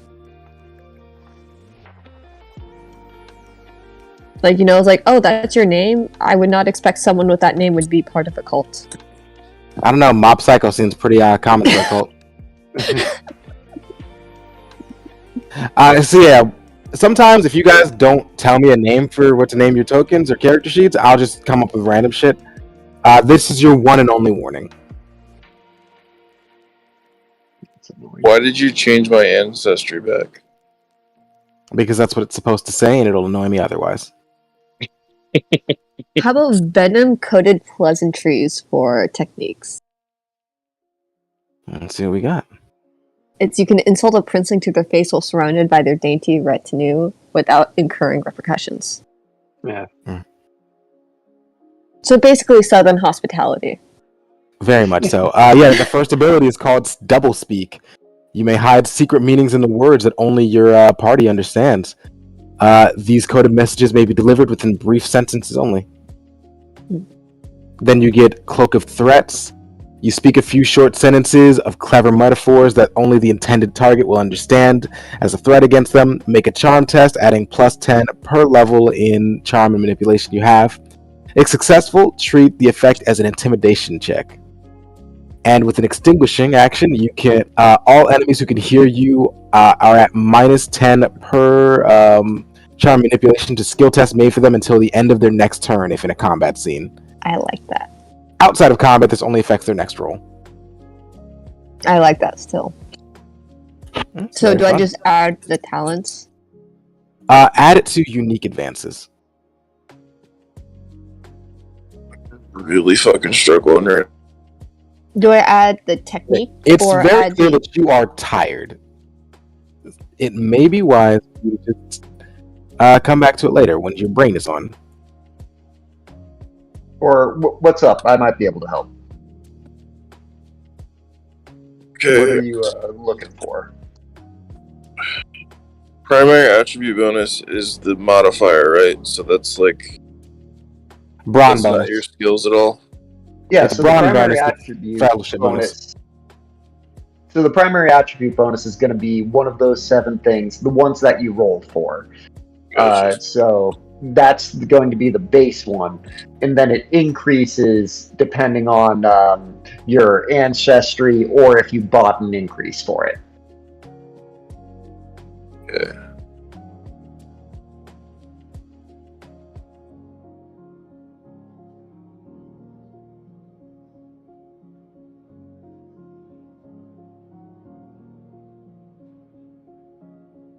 And a good way to view it is like with no other modifiers, you'll want to roll under that in the tens place, or I guess is it in the tens place? Oh no, it's not. It's just under that number to succeed. So I think I saw your brawn was at 49. So you'll want to succeed in any brawn skill at minimum, assuming everything's no bonuses at all, you need to roll under a 49. But if it was, say, like an athletics check and you had a bonus to athletics, then you'd have to roll under a 50. Or if you purchased another point in brawn, it would be 69. Okay, so at this point in my character's creation, since we're basic characters, I can only increase each stat by 2, correct? By 1, except if it's part of your ancestry, I think, if I'm understanding that right. So if your ancestry gives you a +1, you can add another +1 on top.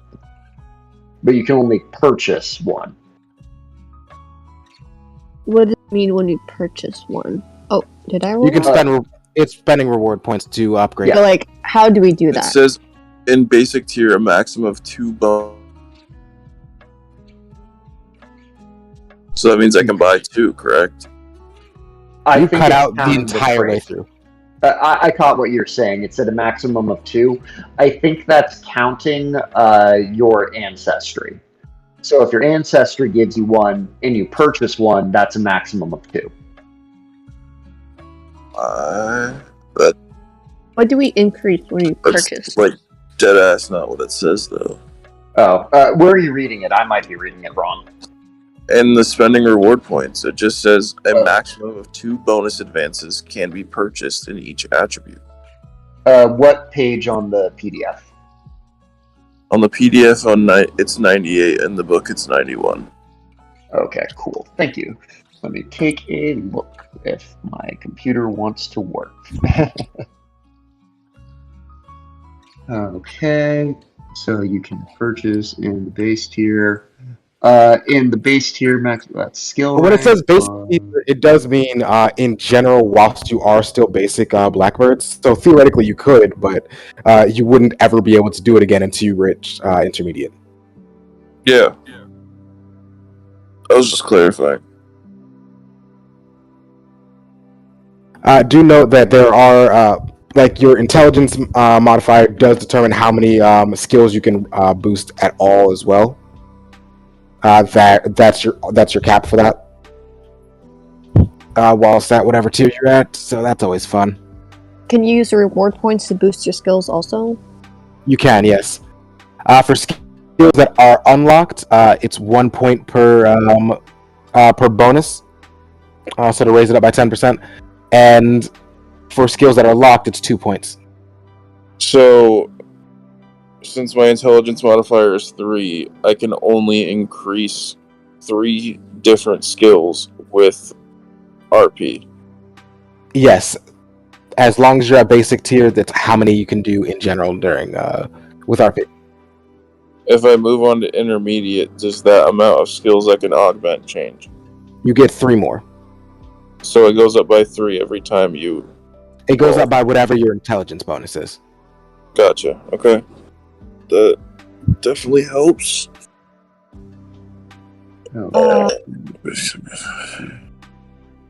Do I just add a base chance modifier plus 10%? Or Yeah, so if you're buying what are those named? A primary attribute. So like if you rolled a 45 and you're buying one in that stat, you bump it to 55. At least in the Foundry. if I'm using my reward points, is it like permanent? Yes. Okay.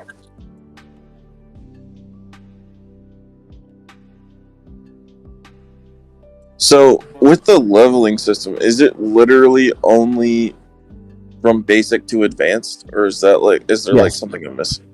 Okay. It's basic to intermediate to advanced. But the way that you advance your character is that as each session passes, you'll be gaining a number of reward points depending on what you've done, what we've accomplished, as well as just one for showing up and breathing. And where do I put that I'm increasing? Just make a note of it under backgrounds in the what's called section at the bottom, the character note section. Yeah. Just because that'll help us keep track of it until we get our proper system set up. And naturally, without the publisher's permission, we won't be widely distributing it, but we will continue to be using whatever helps us play the game. And you can increase a skill 2 times or 1 time? You can increase a skill only 1 time per skill at the moment. Your skill maximum is essentially the same as your tier. So you can only bring up any of your skills by 1 at this point. It doesn't matter how many of your skills you level up, aside from your intelligence mod cap, but beyond that, there's a limit to how much you can do. Okay. Okay, I don't care about advancing tiers because I'm worried about my tiers now. Not worried about skills. Want to find my shit. Magic Should I is- add in the other talents that comes with venom-coated pleasantries? What's other talents comes with it? I added the whole description. You already added them. Okay, and the flirting thing is part of a technique called. Oh, sorry. It's like a seduction technique. Have fun. And it gives them advantage on holding someone's attention when someone else is trying to sneak by. Question. Being at the start of character creation, we automatically get one talent and one technique for free, and then the rest we can buy with RP as long as they're basic talents and techniques, correct? Yes. Okay. Do note, you all can also buy talents and techniques from your. You can buy techniques for whatever weapon you happen to be you're going to be using. Should I Weapons choose have my their own weapon first before I look at the techniques then? Yes, you all should, depending on whatever path you go in, you'll have a certain amount of patronage to spend. So if you're going, for example, bow and blade or craft and expertise, you'll be getting a patronage weapon that you can purchase. In this game, you as players will almost never be getting money for anything you do. As the creator of the game once said famously, poverty is part of the game. Too real. Instead, you as Blackbirds must beg, borrow, or steal everything you need. You will be making connections with those of the higher and lower tiers, and in exchange, they will throw equipment at you. That is what patronage is. It is essentially you working for what you want. No fiddly shopping sessions where we just say, oh, well, I only have 15 gold. Can you give me this or that? No, it's, well, my patronage is at 5, and I really want those bombs. What can I do to get the bombs? Burn down the orphanage. Okay. She really wanted the bombs. But wouldn't the bombs be useful for burning down the orphanage? Why can't we get half of it before? Oh, fuck. So I should... Sorry. You said I should pick my weapon first? What path are you going down? Bow and the blade. Bow and blade, that means you get, what, a patronage 3 weapon and a patronage 3 armor? Yeah. Mm-hmm. Then you'll probably want to choose those first. Right. For those of you who have weapons in your inventory, I may have forgotten to tell you, to add a weapon, most of the trappings are similar from Svyander to Blackbirds. So for most of the time, to add them, all you have to do is press Control Spacebar, type in the name of the weapon, and it should appear something that you can just drag and drop in. Oh, awesome. I've done that with your dagger, Zeta, because I forgot it was there. Yeah. Okay, I'm gonna... 205, 205, 205, 205. Look, Kuma. Oh, man. That's a name. It's your name. I know it is not.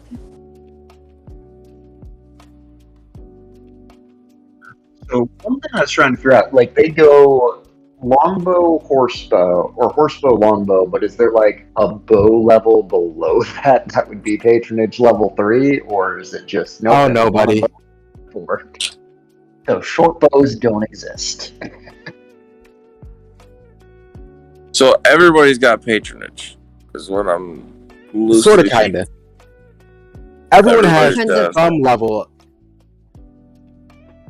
Who defend But- patronage?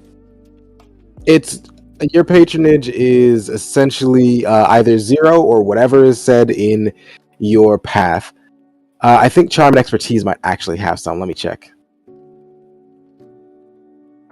But as bow and blade, you get. It's not that you get patronage; it's that you get one weapon up to patronage level 3 and one armor up to patronage level 3. So not the same as actually starting at patronage 3. It's just that's where you can choose to start from. Yes, you do not have any patronage. Instead, as path of charm manipulation, you get a dagger or a rapier, fashionable clothing or garish attire, and 3 alchemical concoctions. Yeah, okay. It doesn't even say... How am I supposed to pick one if I literally don't know what it does? Because Oh, all for of this the skill? qualities are just listed in the pages before the thing itself. Like there's a list that says what like the weapons are, like axe and fucking bullwhip, shiv, all that nonsense. And then like 2 pages, 3 pages before, it tells you what each and every one of the qualities do. Which Yeah. you'd think it would be.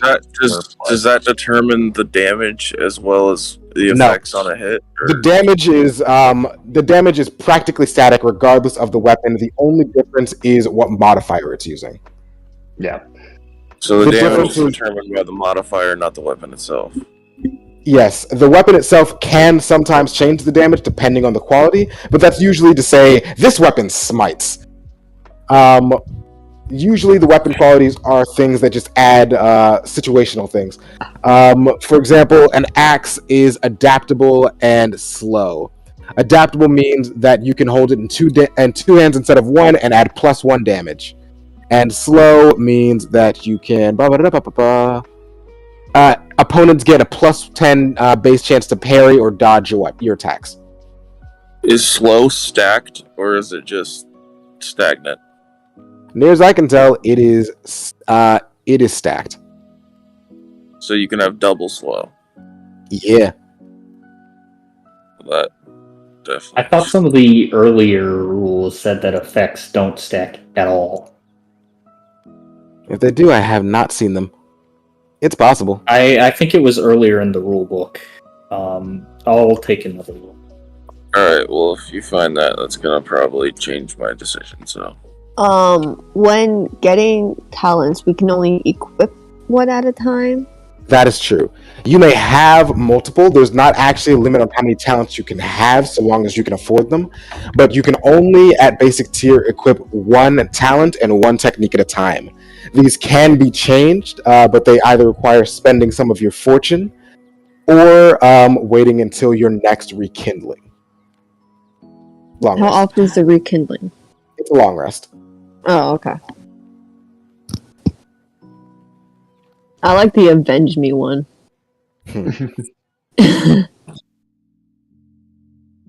These spells are all incredibly swingy.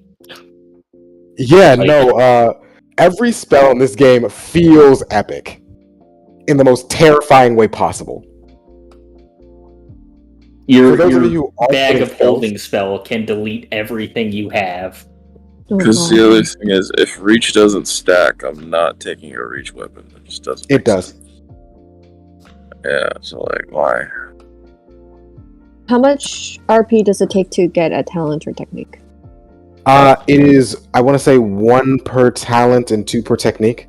Yes. I have to double check That's what that I'm one. showing as well. What I've written down anyway. Yay, my memory is only slightly shitty.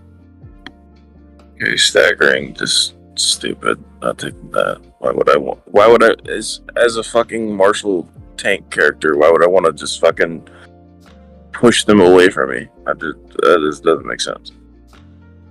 If they're on a cliff. Yeah, or I can take a vicious weapon that might injure them, so. Probably the better one. Important to remember, your weapons will break. We're going this game runs with Breath of the Wild rules, which again means if no one took crafting expertise, y'all are gonna run to the situation where it is entirely possible to have all of your weapons break in the middle of combat, Yeah. with no way to fix that. So there's...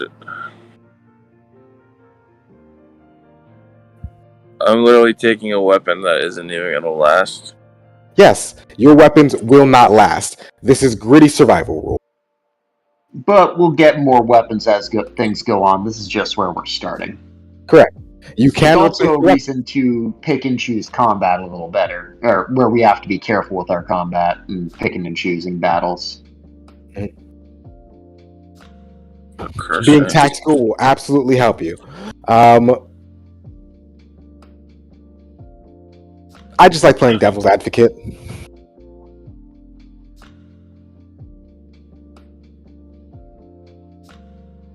There's too many fucking rules. Oh, fuck. I think I'm also gonna take the silver tongued devil Okay. technique. Sounds fun. Do remember, all of you do have the potential to learn wart cunnings if you so choose, with your reward points. If I remember correctly, it's 2 points per wart cunning spell.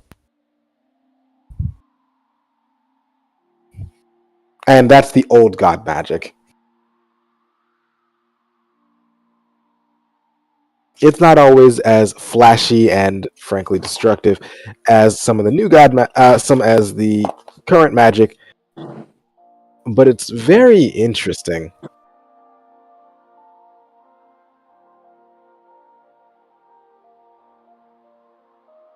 Okay, so it is tradecraft. Well, I think I'll pick up tradecraft instead of something else, which I have not decided what that something else is just yet.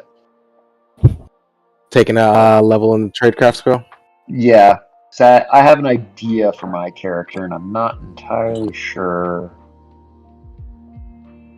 how to make it happen, but yeah. Yeah, I think that'll work. That's not going to be a huge deal. Yeah, there we go. As So someone will someone, have tradecraft. as someone that sucks at flirting, I really want to take the coiled asp seduction, which is all about seducing and flirting. Fun. Listen, what you gotta understand is, being good at flirting doesn't matter if you're hot. That's true. I had a player in one of my games who was trying to flirt with another person, and they literally just walked up to them and said, "I like your boobs," and it worked. That works. If a guy came up to me and said that, they might walk away with slap on the face. If it makes you feel better, it was not a guy who said it. It was a girl talking to another girl. That's still creepy, but better. Much better. Her response was, "Thank you, my boobs are nice." The only appropriate response. After that, it was so- like, "I like your boobs too." I can't remember. Fast means that they'd have a -10, correct? Pretty sure, yeah. And they cancel each other out. So, like, if you have a fast weapon, but some ability makes you have the slow condition, that means it'd just be a straight roll. More or less. Okay, I'm taking.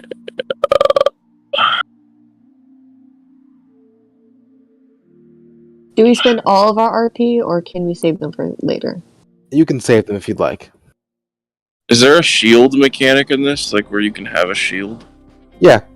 Shields are under armor. Just keep going. Next page. Oh, come on. You don't need a shield. I can make you a shield. He's not wrong. He can make you a shield. Yeah, so quick question for my other magic guy. Which 2 schools of magic did you have? Workable +10. He has 4 schools of magic. Yeah, I have 4 schools of magic because I Oh, gave myself okay. to 2 demons. I'm illusion, deceit, chimera, and one other one. Is it impossibility or no? No. No. Okay. Because impossibility has some very useful utility things like, getting people more weapons and stuff. I guess I'm taking Gambison and a peasant flail. Necromancy is the last one. Yeah, that's what it is. Necromancy. Thank you. Don't forget that you get both of the common variations, Yes. Espinoza. Yep, I have one of them input so far. Oh, I have both of them that I can just drop on your sheet. Oh, if you want to drop whatever But they're wrong. one that's not on lead. I mean, he's got them in talent, so it's not like they're better there. No. I don't have them in talents. You have magic. in talents, web of thought shape. Yeah, you're right. Those Magic. are not talents, but the other ones. How, like, Let's see. Shadow pocket, the long shot, can unweave the eye. injuries be? Like, are they like if you injure an enemy. You cut out. Like, would you value, in your opinion, would you value injuring an enemy more or dealing more damage to said enemy more? Depends on the enemy. I'm really sick and tired of this fucking lag. It can depend on the type of enemy. If I am understanding how the damage stuff works, you basically need to double the die roll to get more on the injury tracker. So if you could just straight up add to that injury tracker, I'm not sure what the weapon is you're looking at, but if there's a weapon that like adds +1 to the injury tracker, you'd probably need like +6 or 8 damage to get to the same thing. If I'm understanding it right, anyway. And what's the nature of the injury tracker? Like, what's the advantage of injuring an enemy? Mostly demerits to them and killing them. Do note there are some enemies that you straight up can't kill with normal weapons. So I guess that's kind of the reason why it depends. There are some things that you can't kill with normal weapons, meaning that you either have to have a Bane weapon, which means a weapon made specifically for their weaknesses, or you'll need to have weapons made out of specific materials that just hurt magic things in general. Okay, so is there the injury tracker or whatever? That's judging by how much injuries you have, that's how you die? Or, like, is it Yes. hit points? There are no hit points in this game. Yeah, it's just the injury tracker.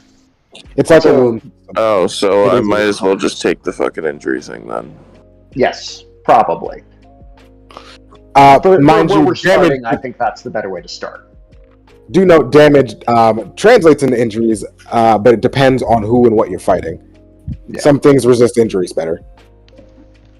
So, like, if you're fighting a thing that's, like, super tough with a high damage threshold, then something that increases the injury tracker more automatically, that's going to be better. But if it's something that has a really low damage threshold, then dealing more damage. So, like, if their damage threshold is 3, then you have something that deals +6 damage. You'd want the damage instead of the thing that just increases the thing by 1. But if their damage threshold's like 20 or 10, you'd want something that just increases the amount of on the damage tracker. So basically, the thing I'm deciding between is this one weapon gives me basically great weapon fighting, right? Mm-hmm. Except it 1s and 2s become 3s automatically. Oh. And adds another damage die on top of the damage. Or I can take one that knocks them back out of range and automatically adds an additional injury die to determine whether an injury is inflicted. So 1s and 2, and an extra damage die. So on average, that's going to be about 3.5. And then you're boosting things that you're minimum 3. I don't know enough about the monsters, and that's where it kind of comes down to. If I were to guess and say the average thing's brawn of like 4, they probably even out to be pretty similar. So it's a question of Taste. if you're not feeling pushing them back. I guess it's if we're fighting, because really it's what are we going to fight to start? If we're fighting human enemies, I'd say that one with the extra dice is probably better if I'm understanding baseline humans, right? If we're fighting monsters, then I'd guess that second thing is. And Also, that's part of the question, we peasant don't know what we're whale, fighting. the great weapon fighting one is also fast, as they have a minus 10% chance to parry or dodge. Okay, and that's the one with the extra dice? Yeah. Personally, I'd go with that. So this next That thing- seems better to me.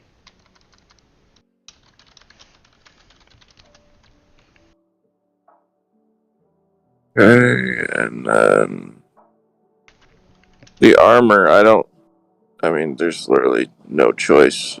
Well, It's there the is, but like, Amsterdam Basin is basically I'm, the only one I saw. I'm Yeah. just gonna take the It's just best like, one why I would you can take the get. worst one? Why would you take one that's cheaper? Yeah, Like- and Gambeson's workable, so Workable means that you can fix it later. yeah, Workable so plus that's a 10 better too. option. Okay. The only detriment to the peasant flail is I can't have a shield, but I really don't give a shit because I'm just gonna be whacking shit. To be fair, you can't buy a shield anyway. Not Yeah. if you take the Gambeson. Fair. Is there like a benefit to taking a shield over armor from that? Like damage? The It fact just that you can, adds damage. No, it literally what? because you can have both. There's no reason to take the shield as first unless you're planning on attacking sword and board. Yeah, but it says it literally doesn't increase your damage threshold. Oh, but it gives you the defensive quality. Okay, hold It on. does have a damage threshold +1 for like. So near as I could tell, your option would be to go with a Thulian round shield and the fur hide, and so that'd give you a damage threshold of 1, and then the Thulian shield gives you a damage threshold +1, so that'd give you 2, still less than the 3, but it also has defensive and whatever protective -10 is. I don't know what that is. Yeah.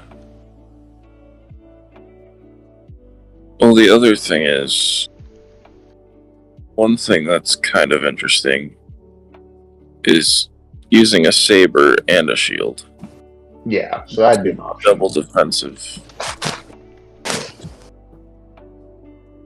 But that does require you to keep, if I'm understanding the rules right, to parry, you have to actually have an action point available. Yes. And so you'd have to, yeah, so if you're going for like a parry build with the 2 defensive things, not only would you not be able to attack, you would also, or you'd have to save some of your actions to not attack to try and parry things. So It is very, very important for me to explain this to you. It does cost an action to dodge or to parry. And also, it is entirely possible for you guys to be surprised because you do not get actions in this game until your turn. Which means that if something rolls higher than you in initiative, they can literally blitz the shit out of you. makes sense. So with that in mind, you're probably better off with as high a damage threshold as you can get, is my reading. You guys can use some of your fortune to just change where you are in initiative, but that is a thing that can happen because if you do not go yet, then you do not have any actions to burn, any AP to burn. Also, How many AP do you get per turn? everyone gets 3 AP per turn. If you use it, then you don't get any. It does not refill, or rather, it doesn't overflow. So any that you don't use on your turn, even if you were saving it to like dodge or parry, you just lose. And what's the track you're going on? Just the sword and bow one? Yeah, he's on Bowing Blade, I think.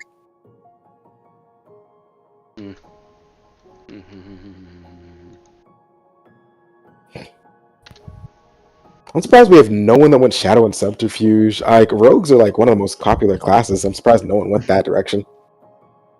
It's complicated. Well, I just saw 3 spellcasters. It's complicated. What 3? I just saw 3 spellcasters, and I was like, well, someone's got to be up front. And also, new system, I don't feel like learning magic on top of everything else, so I'm just going to hit people. That is my attitude. To be fair, no one brought up magic except you. We've got 2 magic users. Yeah, I don't know where you got. switching mine up though. Yeah, I don't know where you got 3 from anyway. I'm thinking about switching my court. Probably Nephilim, like, automatically have magic. No, Nephilim are magic. They do not necessarily have magic. Gotcha.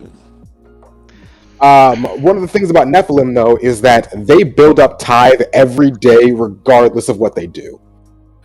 If Nephilim build up too much tithe, that is to say, they just breathe long enough without doing a mission for whatever Eldritch being gave them their powers, then they just die. And there's nothing you can do about it because you chose not to pay off your sugar daddy. I mean, your outsider. Yeah, I think I'm gonna switch up my my demons. Which courts? I'm gonna go to Court of Voice. Voice? The Silence? Silence. Yeah. Get the Chimera stuff. Lovely. Oh yeah, fun. Or not people Chimera, bestiality stuff. Oh, what? That I cannot zoned out. Name. I zoned out. That cannot possibly be the name. It's Remnant Bestial Power. Remnant Bestiality. Oh. Can you give me a new sheet real quick, Nexus? Sure, 1 second. Because I don't want to delete everything off of Reishi.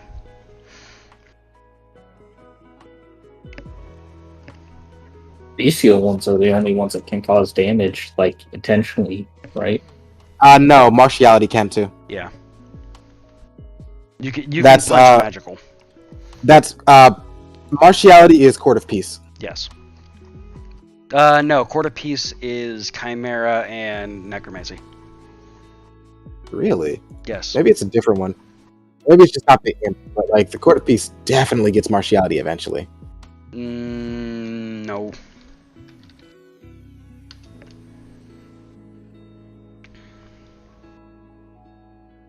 Oh hey, Missiles of Imbuement. Magic Missile, someone gets it.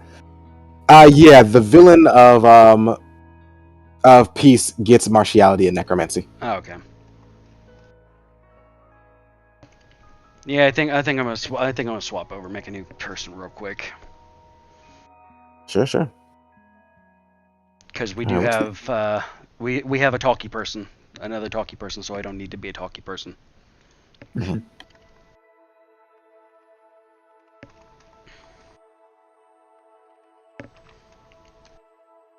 Oh yeah, only the Peace Remnants get Martiality. It's just the higher tier ones that get it. Just to confirm, so action points, that's 3 a turn. That doesn't increase at all? No. Okay. There are ways to increase it, but generally it's through magic. Okay, cool. I can do that for you. We both might die. That's fine. I think we're good. Yeah, that is a fact. Yeah, absolutely.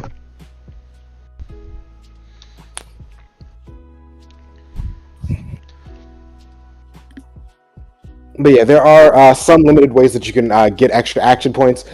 Generally, it's either through magic or techniques.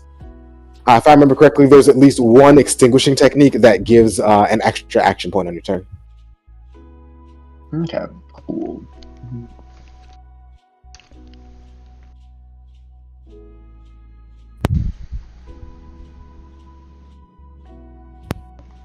So the free talent, just from being basic, Mm-hmm. is that regardless of prerequisites, or does No. that have to be It restriction?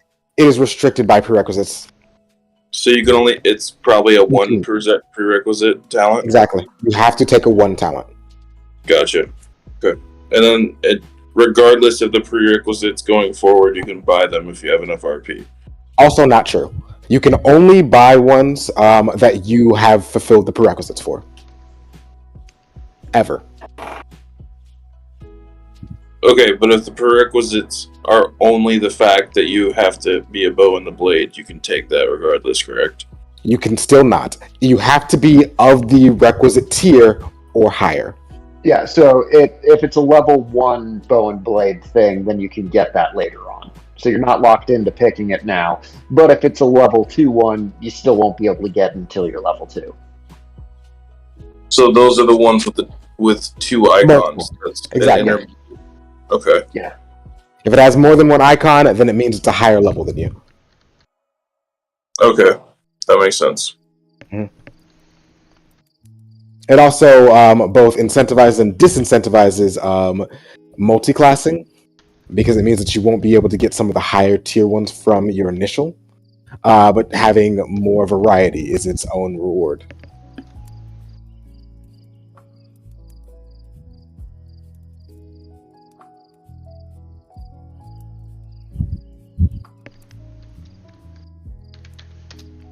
Oh, I think I can actually just keep the same picture and everything too. Mm-hmm.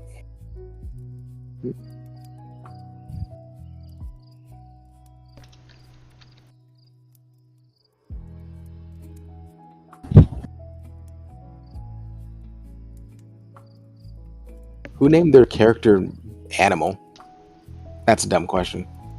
Oh no.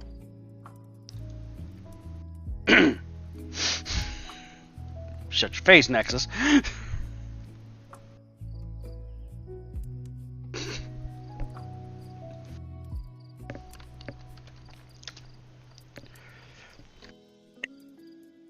So is actually swinging at an enemy technically a skill test? Yes. But no, for the purposes of things like what's it called? It is its own thing. It doesn't count for a lot of random stuff. Okay, because it says plus 10 per, I'm assuming, bow and blade level to all skill tests for combat actions. So that means a plus 10 to hit. It would be a plus 10. It's a plus 10 chance to hit. Yeah. Okay.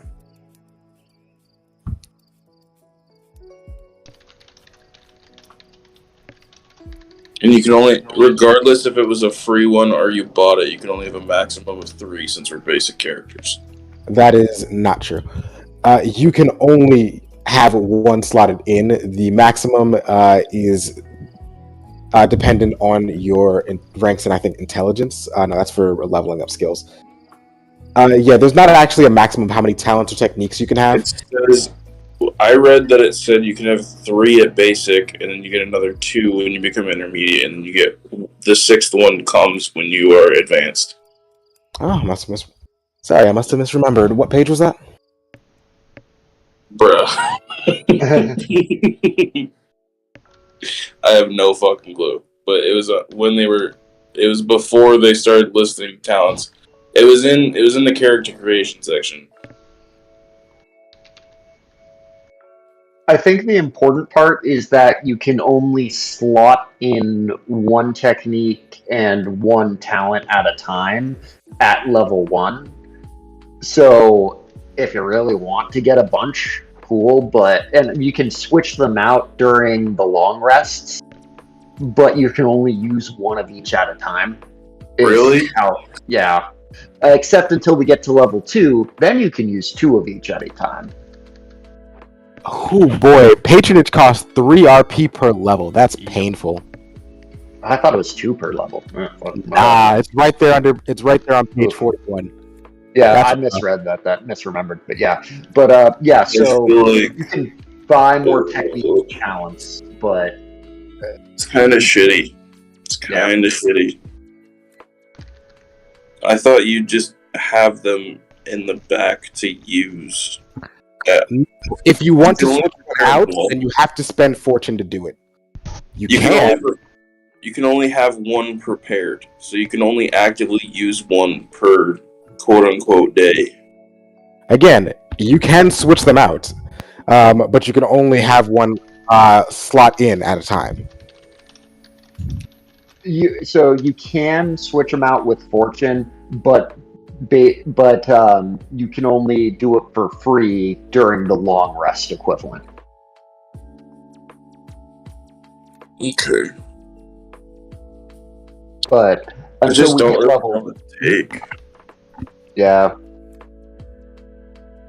I feel like they're all very underwhelming. That was kind of my thought too. It's like playing a fighter, 5e.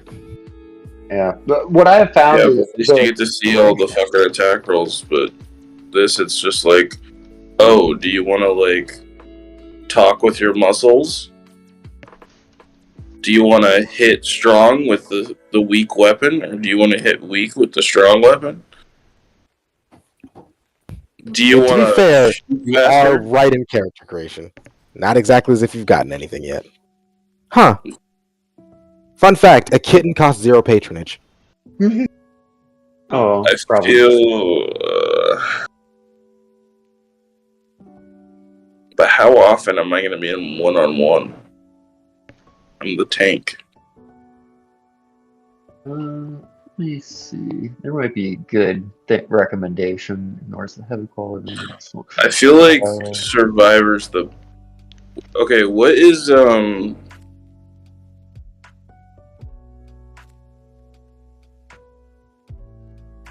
Okay, so from what I'm guessing, a stride is just your movement speed.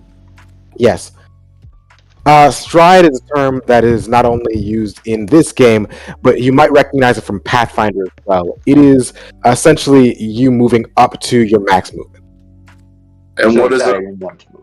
Is a maneuver movement action just a dash? No, a maneuver movement action is moving around something.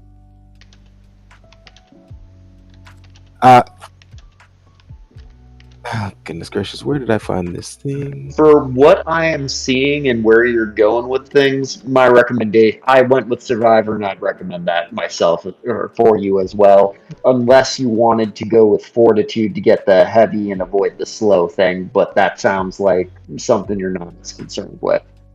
So I would say either Duel or Survivor would be my That's recommendations. basically what I was. That's basically what I was between. I didn't know. I wanted to make sure I knew what everything did. Yeah. Oh, wait, aren't there also weapon skill, or is it weapon skills or weapon techniques? Weapon techniques. Okay. They start on page 143 in the book. So techniques you got a bit more, skills are a bit more passive. Talents are passive. Talents are a bit more Techniques are active. passive.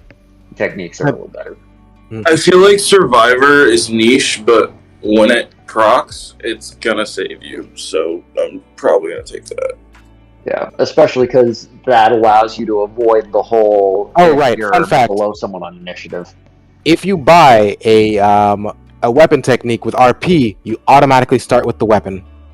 Wait, what? Page 143.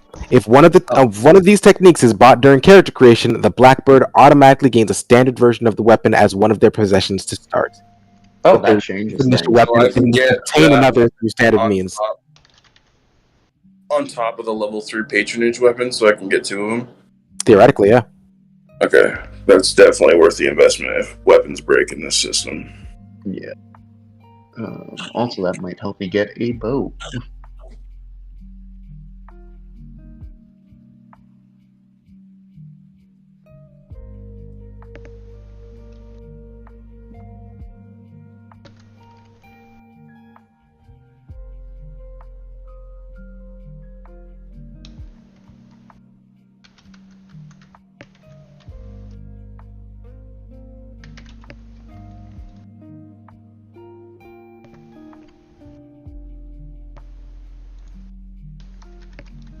What is a critical success do? Does it just add more damage die? Yes. Does it double it, or does it just add like 1? I don't believe it doubles it. I can't recall off the top of my head, though. Oh, I remember now. I think it. I think it adds extra damage. Actually, I no. know it adds extra die. I just don't remember how much. Let's see. Critical success. Yada yada yada. You can deal out additional damage, gain a temporary beneficial effect, add a bonus to your ally's next skill test, or do a number of other things. These bonuses are generally contextual. It does whatever I say it does. That's what it says. The book essentially says that the DM decides what it does. Or sorry, the Fate Weaver decides what it does. In the context of Are you just gonna do crunchy crits then, like you normally do? It will depend. There's a few other things that it can do, and I don't mind giving out bonuses to other people for helping. Gotcha. I really like blurring accuracy. That seems like a really big.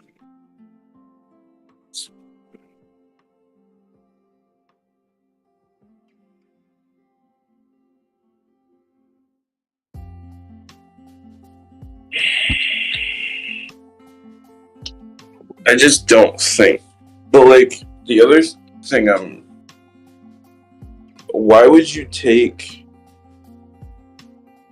Like you have the option to get a free weapon, and they're like, "Here's an unarmed fucking technique." So like it nullifies. Sometimes these hands are the most powerful weapon you can have. The most important, for sure.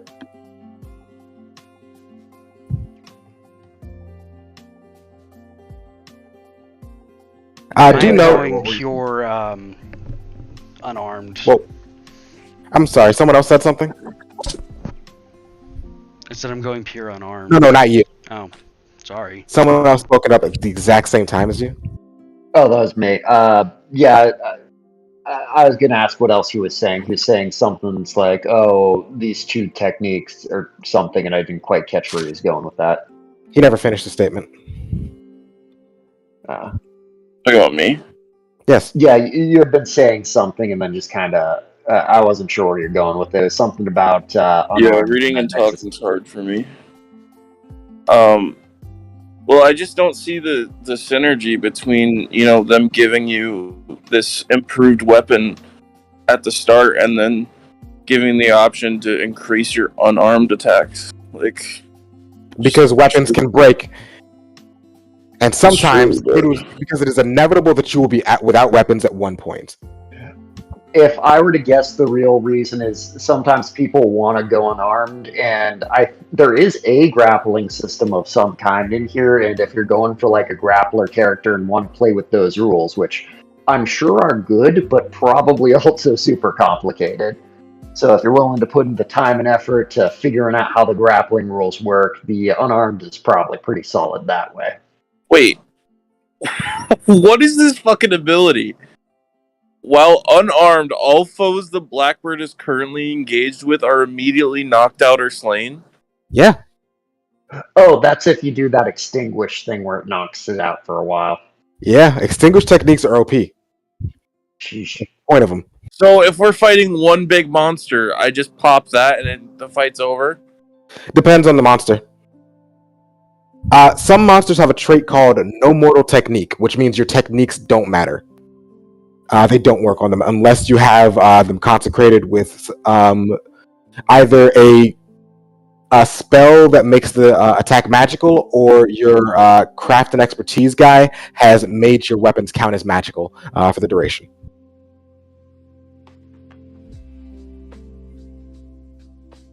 I feel like I read some fucking feature earlier that makes Jotunheim's attacks magical, but I don't remember where I read it. They're not magical, they hit harder. But Jotunkin are not magical. Something. I don't remember what I read. Maybe They're like I think that might they're have more been in tune with nature, but they do not but they're not magical in it. I think it might have been a human subclass I was reading. There is a human boon that can make your weapons magical, but it only works on things that you touch. I made it. I actually used that in my the character I made in my own test build. It's called Hands of the Maker, I think. No, it's not Hands of the Maker. It's Hyperion's Progeny. Any weapon held by the Blackbird's grasp is considered enchanted and can strike creatures with the No Mortal Blade trait. Once between the kindlings, they can willingly take a level of damage to anoint the blades of their flock with their blood. Good. Yeah, it's a human trait.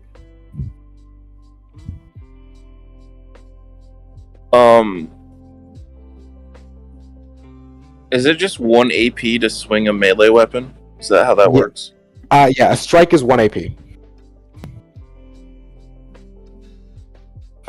It does not matter if it's a melee or a ranged weapon, a strike is 1 AP. But it's just with range that you have to take an AP to load it, correct? Yeah, if you want to reload, then that is also an AP. I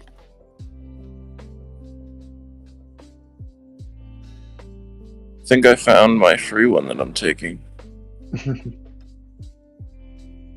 If I take like the great weapon, so that thing that was like. Now that I don't know the name, I'm gonna have to look it up myself, so it will be slower to answer. No, I'm just saying, this is gonna pair well with my weapon. It's the Haunted Visage one. If you haven't parried or dodged since your last turn, you can add an extra damage die on your attacks. And when there are more enemies in the combat scene than their allies, you gain 1 AP at the start of every turn, basically. Oh, that's good.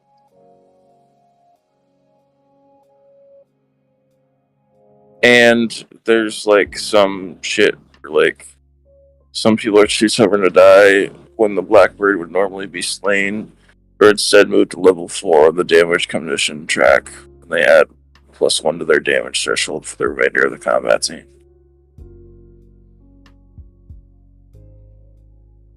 By the way, if you guys were curious, combat actions start on page 166 of the book. Yeah, okay, is it the same for techniques where you can only have one active at one time? Yes. You can only have one talent and one technique active at a time. Roger that off, Ghost Rider.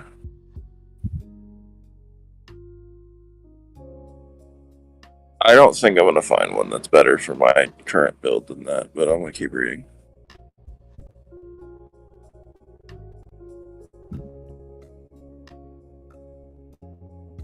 Although Reflection and Iron is pretty fucking good. Oh, I remember looking at that one when Lily was making her test character. You can fully repair a weapon every time you go to sleep. Wow. Oh, fuck. I think that one might... Oh, fuck. Oh, that might just be better. Because you also get to add a damage die to your weapon with that one as well. And you get to repair your weapon. You just lose the AP, but not every encounter we're going to be outnumbered, so it's like... And it only lasts for a certain... I think that's just better for sustained damage and keeping my weapon working. I think that's just better.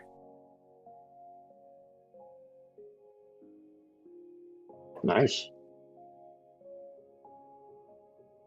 Now, would that be considered rules as written, where, like, canonically it has to be my equipment in order to repair it? Like, It explicitly says your equipment. It says, during a rekindling scene, this black man will fully repair one piece of their equipment. It has to be yours. The idea is that this is something that you know, a weapon that you bring into battle because it's yours, and you've got a close connection with it because you've killed so many foes and all that nonsense. So it's got to be yours, yeah. Also, when it comes to fortune, is there a mechanic where it resets on a quote-unquote long rest using 5e turns? No. It resets every session, but the way it works is that every time you use fortune, I gain a misfortune to use against you. And every time I use the misfortune against you, you get fortune back. Fortune is also a pool shared by the party, not an individual. So for every non-ace, elf character in the party, there is 2 fortune added to the pool. At the moment, I believe this party has 6, maybe 7 people, which means that the fortune pool is going to be like 14. There's also one added for the Fate Reaper. Yeah, including me. So up to like 16. Never mind, man. Some of these are really fucking good. Yeah, the talents can feel kind of cheesy, but like the techniques, they go hard. Like this one, you literally have a chance to just like not get affected by any magic. Yeah. Grapple 1 AP. The Blackbird tries to wrestle a foe into a hold. When your Blackbird is engaged with a foe, make an athletics check. If successful, their opponent may attempt to resist, which is also an athletics check. And they're grappled. Every grapple attempt after the first in a Blackbird's turn is made at a penalty. -10 for the second, -20 for the third, and so on. While grappled, the target can use no combat actions, save to resist again at the beginning of their turn to escape. A Blackbird cannot use attack actions while maintaining a grapple, but they may release the grapple at any time. If the Blackbird's damage on the peril condition track drops one or more levels while having a foe in the grapple, they'll immediately let go. That's interesting. That's definitely a good way to hold down an enemy. Just basically stunning them until they get you off their dick. And then ideally have someone else just kind of stabbing them while they're stuck. Yeah, that's a choice. I at least like it more than 5e's grapple mechanic, which is essentially, oh, you've grappled me, I guess I'm going to spend the rest of my turn punching you in the face until you die. Yeah, well, I mean, the trick is you gotta push them down, too. True, but that doesn't stop them from punching you in the face. I mean, if they're down, then they have disadvantage. Mm-hmm. I mean, if they're a spellcaster, then they just yeet you. They'll just keep spamming AoEs. That is definitely a different problem. It certainly is. That's why you get the Mage Slayer trait or whatever. Mm-hmm. I think I have to take the Reflection and Iron just to keep my weapon up and running. And if not, we can take that one later. If it finds out that it's not that big a deal, it's about weapon condition. Yeah, I'll also have Tradecraft and a decently high willpower, so I'm not entirely sure how repair mechanics go, but like Tradecraft is the thing to do that, right? No. No? To repair weapons, you have to be, you basically have to have, the fucking crafting expertise. Tradecraft is, I'm pretty sure, let me go back. I don't see a craft skill in here, just Tradecraft. Yeah, again, it's a crafted expertise technique thing that they can just kind of do it freely. Oh, lame. Okay. Yeah, those poor fucks don't even get any attack skills, and instead they just get the heals, they get the repair shit. I was right. Repair, let me read this, make sure I'm reading this correctly, because repairing weapons and armor, 194, 201 in the PDF. 194. Crafting endeavor during rekindling, no matter if the person. Delirium. That's too far. Crafting endeavors. Blackbirds are opportune moments to repair their arms. Together, these activities are a crafting endeavor. Blackbird may use the time to undertake one crafting endeavor per rekindling. Successful or not, though the more items in the fire from crafting expertise talent doubles this number. Each sort of crafting endeavor is explained in greater detail below. And so that general seems to be it's difficult. Well, man, that's super complicated. Going to be a pain. I'll have to read through it later, but it seems like just having it is enough. Mm-hmm. And I'm also assuming, depending on the depending on the quality of the weapon after it's gotten its shit pushed in, you can attempt to, but you can also only do one. Yeah, so that's another. So I guess how often are we going to have to repair everything? More like how often is more than one of you going to have a fucked up weapon? And that's a different question. Well, that's what I mean, but yeah. Because, I mean, remember, 7 of you. Yeah. So, Weapons? I'm confused. About what? What about weapons? I don't understand what weapons are. Real man punches with his fists and with. Oh, okay. The reason I didn't answer is because because I've been dealing with CJ long enough. I know that he's just fucking with me.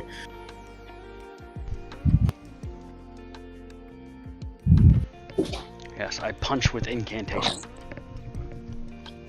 Right, guys. So it's about 20 minutes until the server automatically shuts down. So keep that in mind. I will be doing a catch-up character creation session on Sunday for those who hadn't had the opportunity to meet with us today. That works. So if you can't finish up tonight, I'll give another warning at the 5-minute mark. We did get a decent amount going, and also you, my brother, Vespinoza, GG on adding all those fucking spells. They will very quickly be compendium. Is there anything else I need to do besides the... Did you name your character? Yes, Kuma. Did you get a picture? No, I'll have to find one. You got time. Let's see. What traits are you looking for? No, I already added an additional technique. I have to spend a RP to get basically armor proficiency, right? To do what? Like I want to equip hide armor. I don't even think there is armor proficiency in this game. Instead, it's just a matter of just wearing it.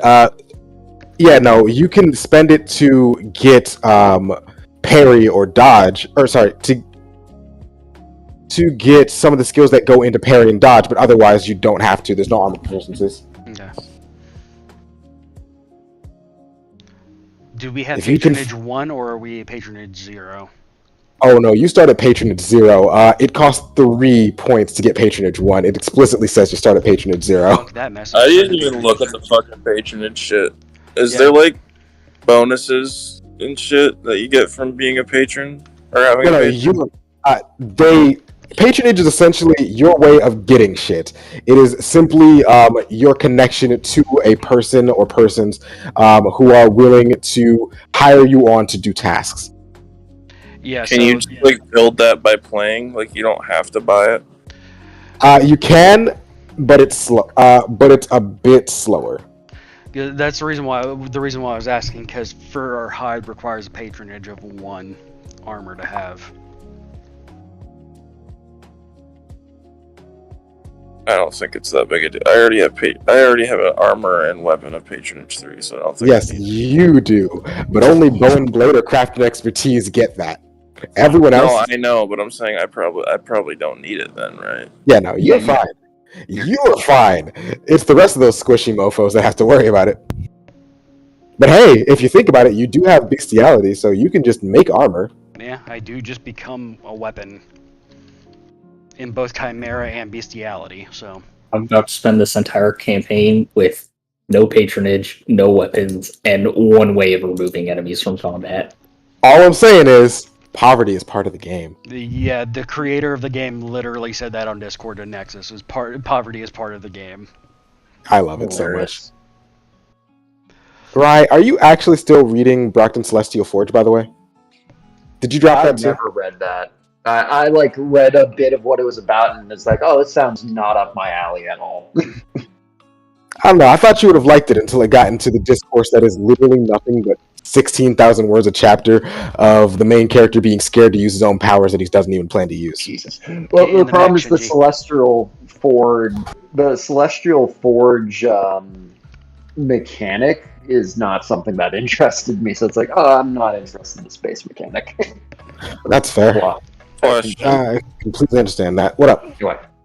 So, and I'm assuming that like an attack roll is literally just a melee skill check, right? Yes, more or less. Okay. That makes sense. So I should take the +2 and melee, because that would make sense. I just wish there was a way to permanently give a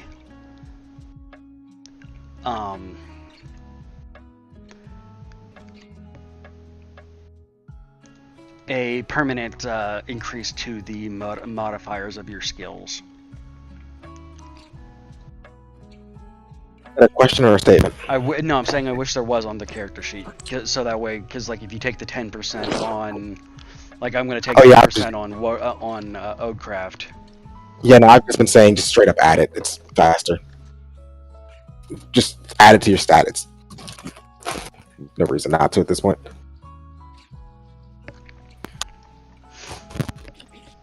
Is it just increase? Do you just increase it by 1 with a RP, or how are you? I'm sorry, I couldn't. Your stats. If you're taking the actual bonus to Oddcraft, so you can get the 10% by buying an RP, then just add and just use your base stat, because that way it'll automatically calculate it. So do you just want us to add 10 to the, like in my case, Yes. adding 10 to willpower? Yes. Okay. Nexus. Yes.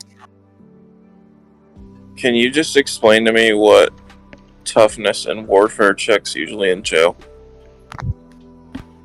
That page. Warfare is intelligence-based. Check and toughness Warfare is is literally what it brawn. sounds like. It's your knowledge of Oh, like strategy and combat. Fuck, I'm not. Fuck that. Yeah. It feels like something that it should be, but it isn't.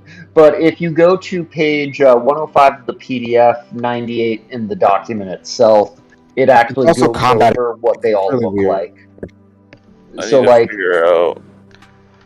It's like combat experience plus actual knowledge, like scale war. With I gotta make somebody. sure I don't take any skill that relies on a warfare check because my intelligence is fucking dog shit. So, Wait. real quick to verify. actually, it's combat, not Focus. intelligence. But, like, warfare is like conduct a parade of trained soldiers, load a war machine. Oh, that's with a system. Yeah, it's I'm like at the very edge of the range, trying to get some dins in. I want to very quick verify with you. I'm telling you that because I can barely hear you. Oh. That is less helpful.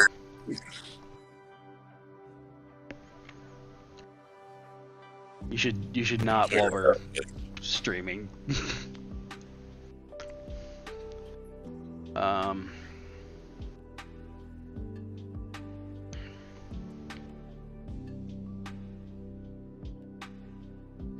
don't see. I don't think that seems.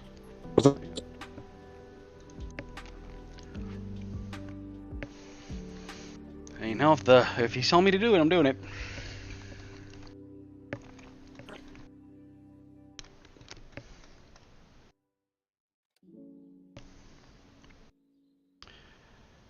All right.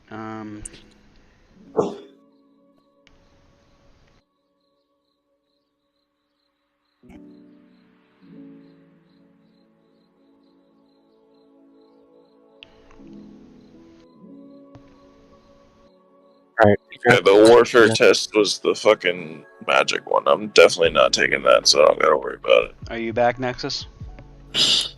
I'm still in the kitchen. I'm just closer to the computer. Okay, because I wanted to verify with you. I'm taking a +10 in 2 willpower things. I'm taking in a resolve and Odecraft. I have a 50 base in my willpower, so you want me to increase that to a 70?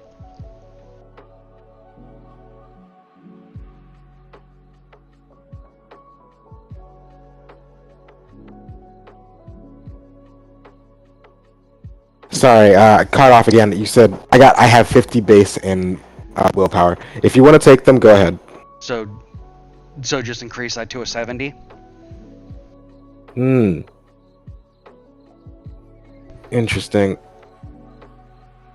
If it's just doing it for 2 different skills, Yes. then you should only have to increase it to 60 because they'll both get the bonus anyway from there. Yeah, but both of them were unlocked, so I was just trying to see. Okay.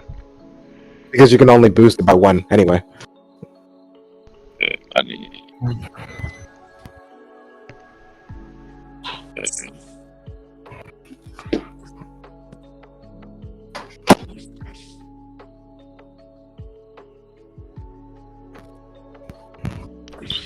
I don't know. I think I'm just gonna do another skill check for my last RP. Or I could save it.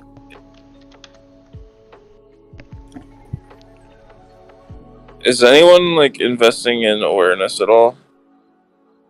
oh, where's my? No, my Like- perception is 46, but I have a 5 in skills for it.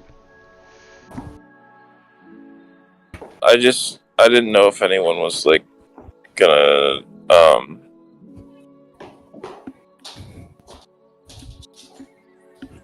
words are hard.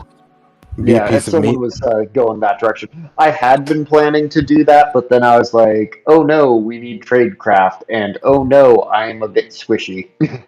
Warfare is based on combat. Yeah, that's what I'm showing. Okay. But Who it's said it was also based more off like anything else? high level. Oh, I was looking in because warfare is based on intelligence and Zweihander. I was just looking at that. No, here it's based in combat. It's also mostly high. Like the examples are like conducting a parade, loading a war machine. Though it does also have stuff like determine which of your opponents is most injured. What? This is all over the place. Conduct redeployment. The way it works conduct retreat. about your combat experience. That's what warfare is supposed to be. It's supposed to be a measure of your combat experience, which is why you can load war machines and figure out who's the most injured or most easy to take down. Yeah. But it's all, I guess it's stuff like the parade things throwing me off. So I guess it's like the cerebral parts of warfare.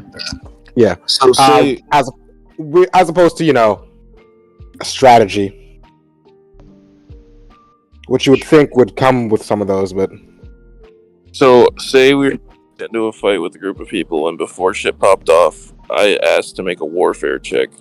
If I say, can I make a warfare check to determine which one would be the easiest to kill? That would be the information I would glean from that. more or less. But does it go as far as being like, what's the most effective strategy to defend this point? That depends on your skill. That depends on your role. That would, yeah. So warfare would fall under that. It would probably be either challenging or hard, or actually, wait. Specifically, like spot the weak point in a line of infantry to break through safely. That's an arduous one. So yeah, that would be a warfare check essentially. And So is that worth that might be worth investing in then? Could be. That is definitely one where, depending on the player and the situations, it could go either super important or never come up. I mean, if I'm the only one going bow on the blade, then I might as well, be You're good not. at what I do. Yeah, I'm pretty sure you're I am not. as well, but I'm focused on ranged instead. Oh, okay. So different type. You're still tank, but I'm also bow on the blade. Did you take that? What was it? If I remember quickly, you took Survivor. Yeah, I took survival. No, I meant for the technique. There was one where it was like, if you start your turn with a bow that's empty, you can automatically reload it. Oh, I was going to, but then I was like, I can't get a bow unless I choose the longbow skill. So I went with the longbow skill. What'd you spend the rest of your RP on?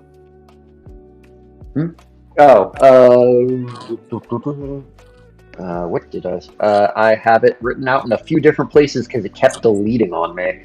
1 combat, 1 agility, 1 willpower, 1 tradescraft, 1 ranged, 1 melee. Christ, you put yourself all over the place. Little bit.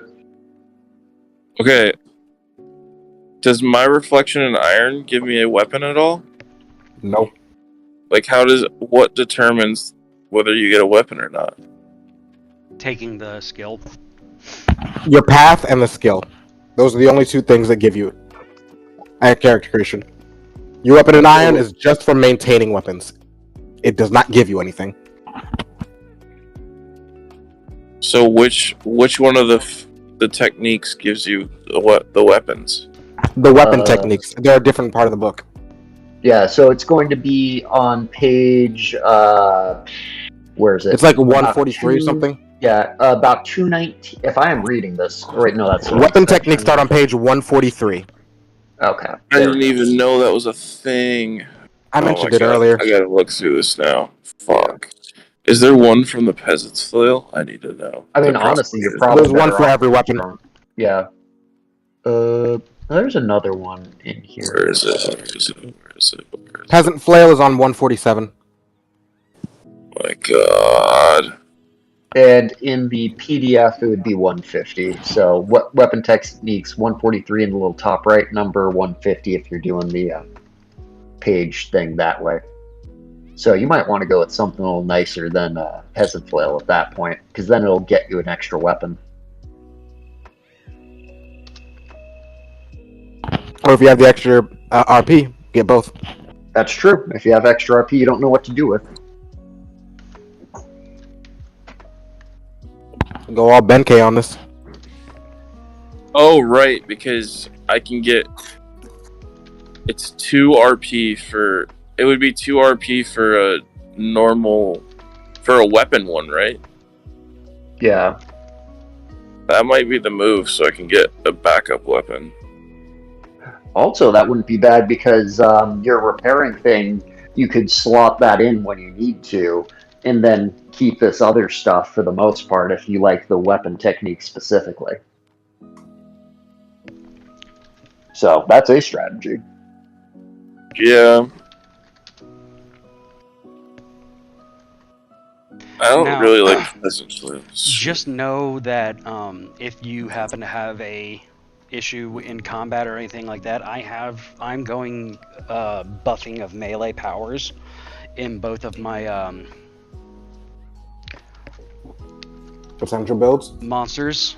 Outsiders. Outsiders.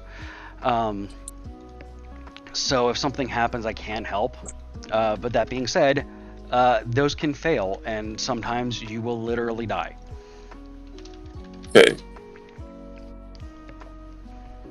So I do have your back. I do have your back. It may sometimes rip your back apart. What? Fun fact: there are some talents and whatnot that you can get that make you resistant to magic.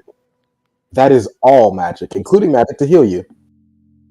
Yeah, I saw that one. It's one of the bow and blade techniques. If you make like a certain check, you can gain immunity to all magic. It's more than just bow and blade. A lot of different. It comes in a bunch of different places.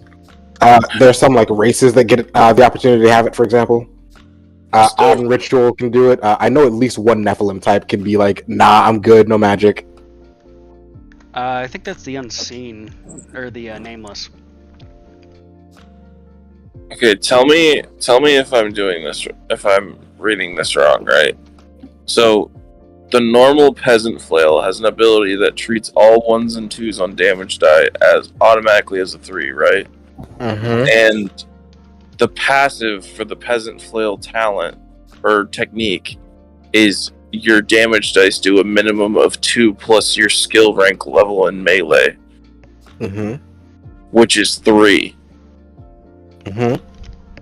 So is that not the same thing?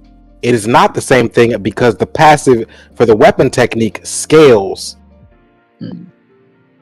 Because you can take more than 1 skill rank in melee as you level up. So you could make it so like advanced tier, you could every time you hit with the peasant's flail, it's impossible for you to do less than 5 damage if you keep buying in master, or if you keep buying in melee. It isn't the same thing, essentially.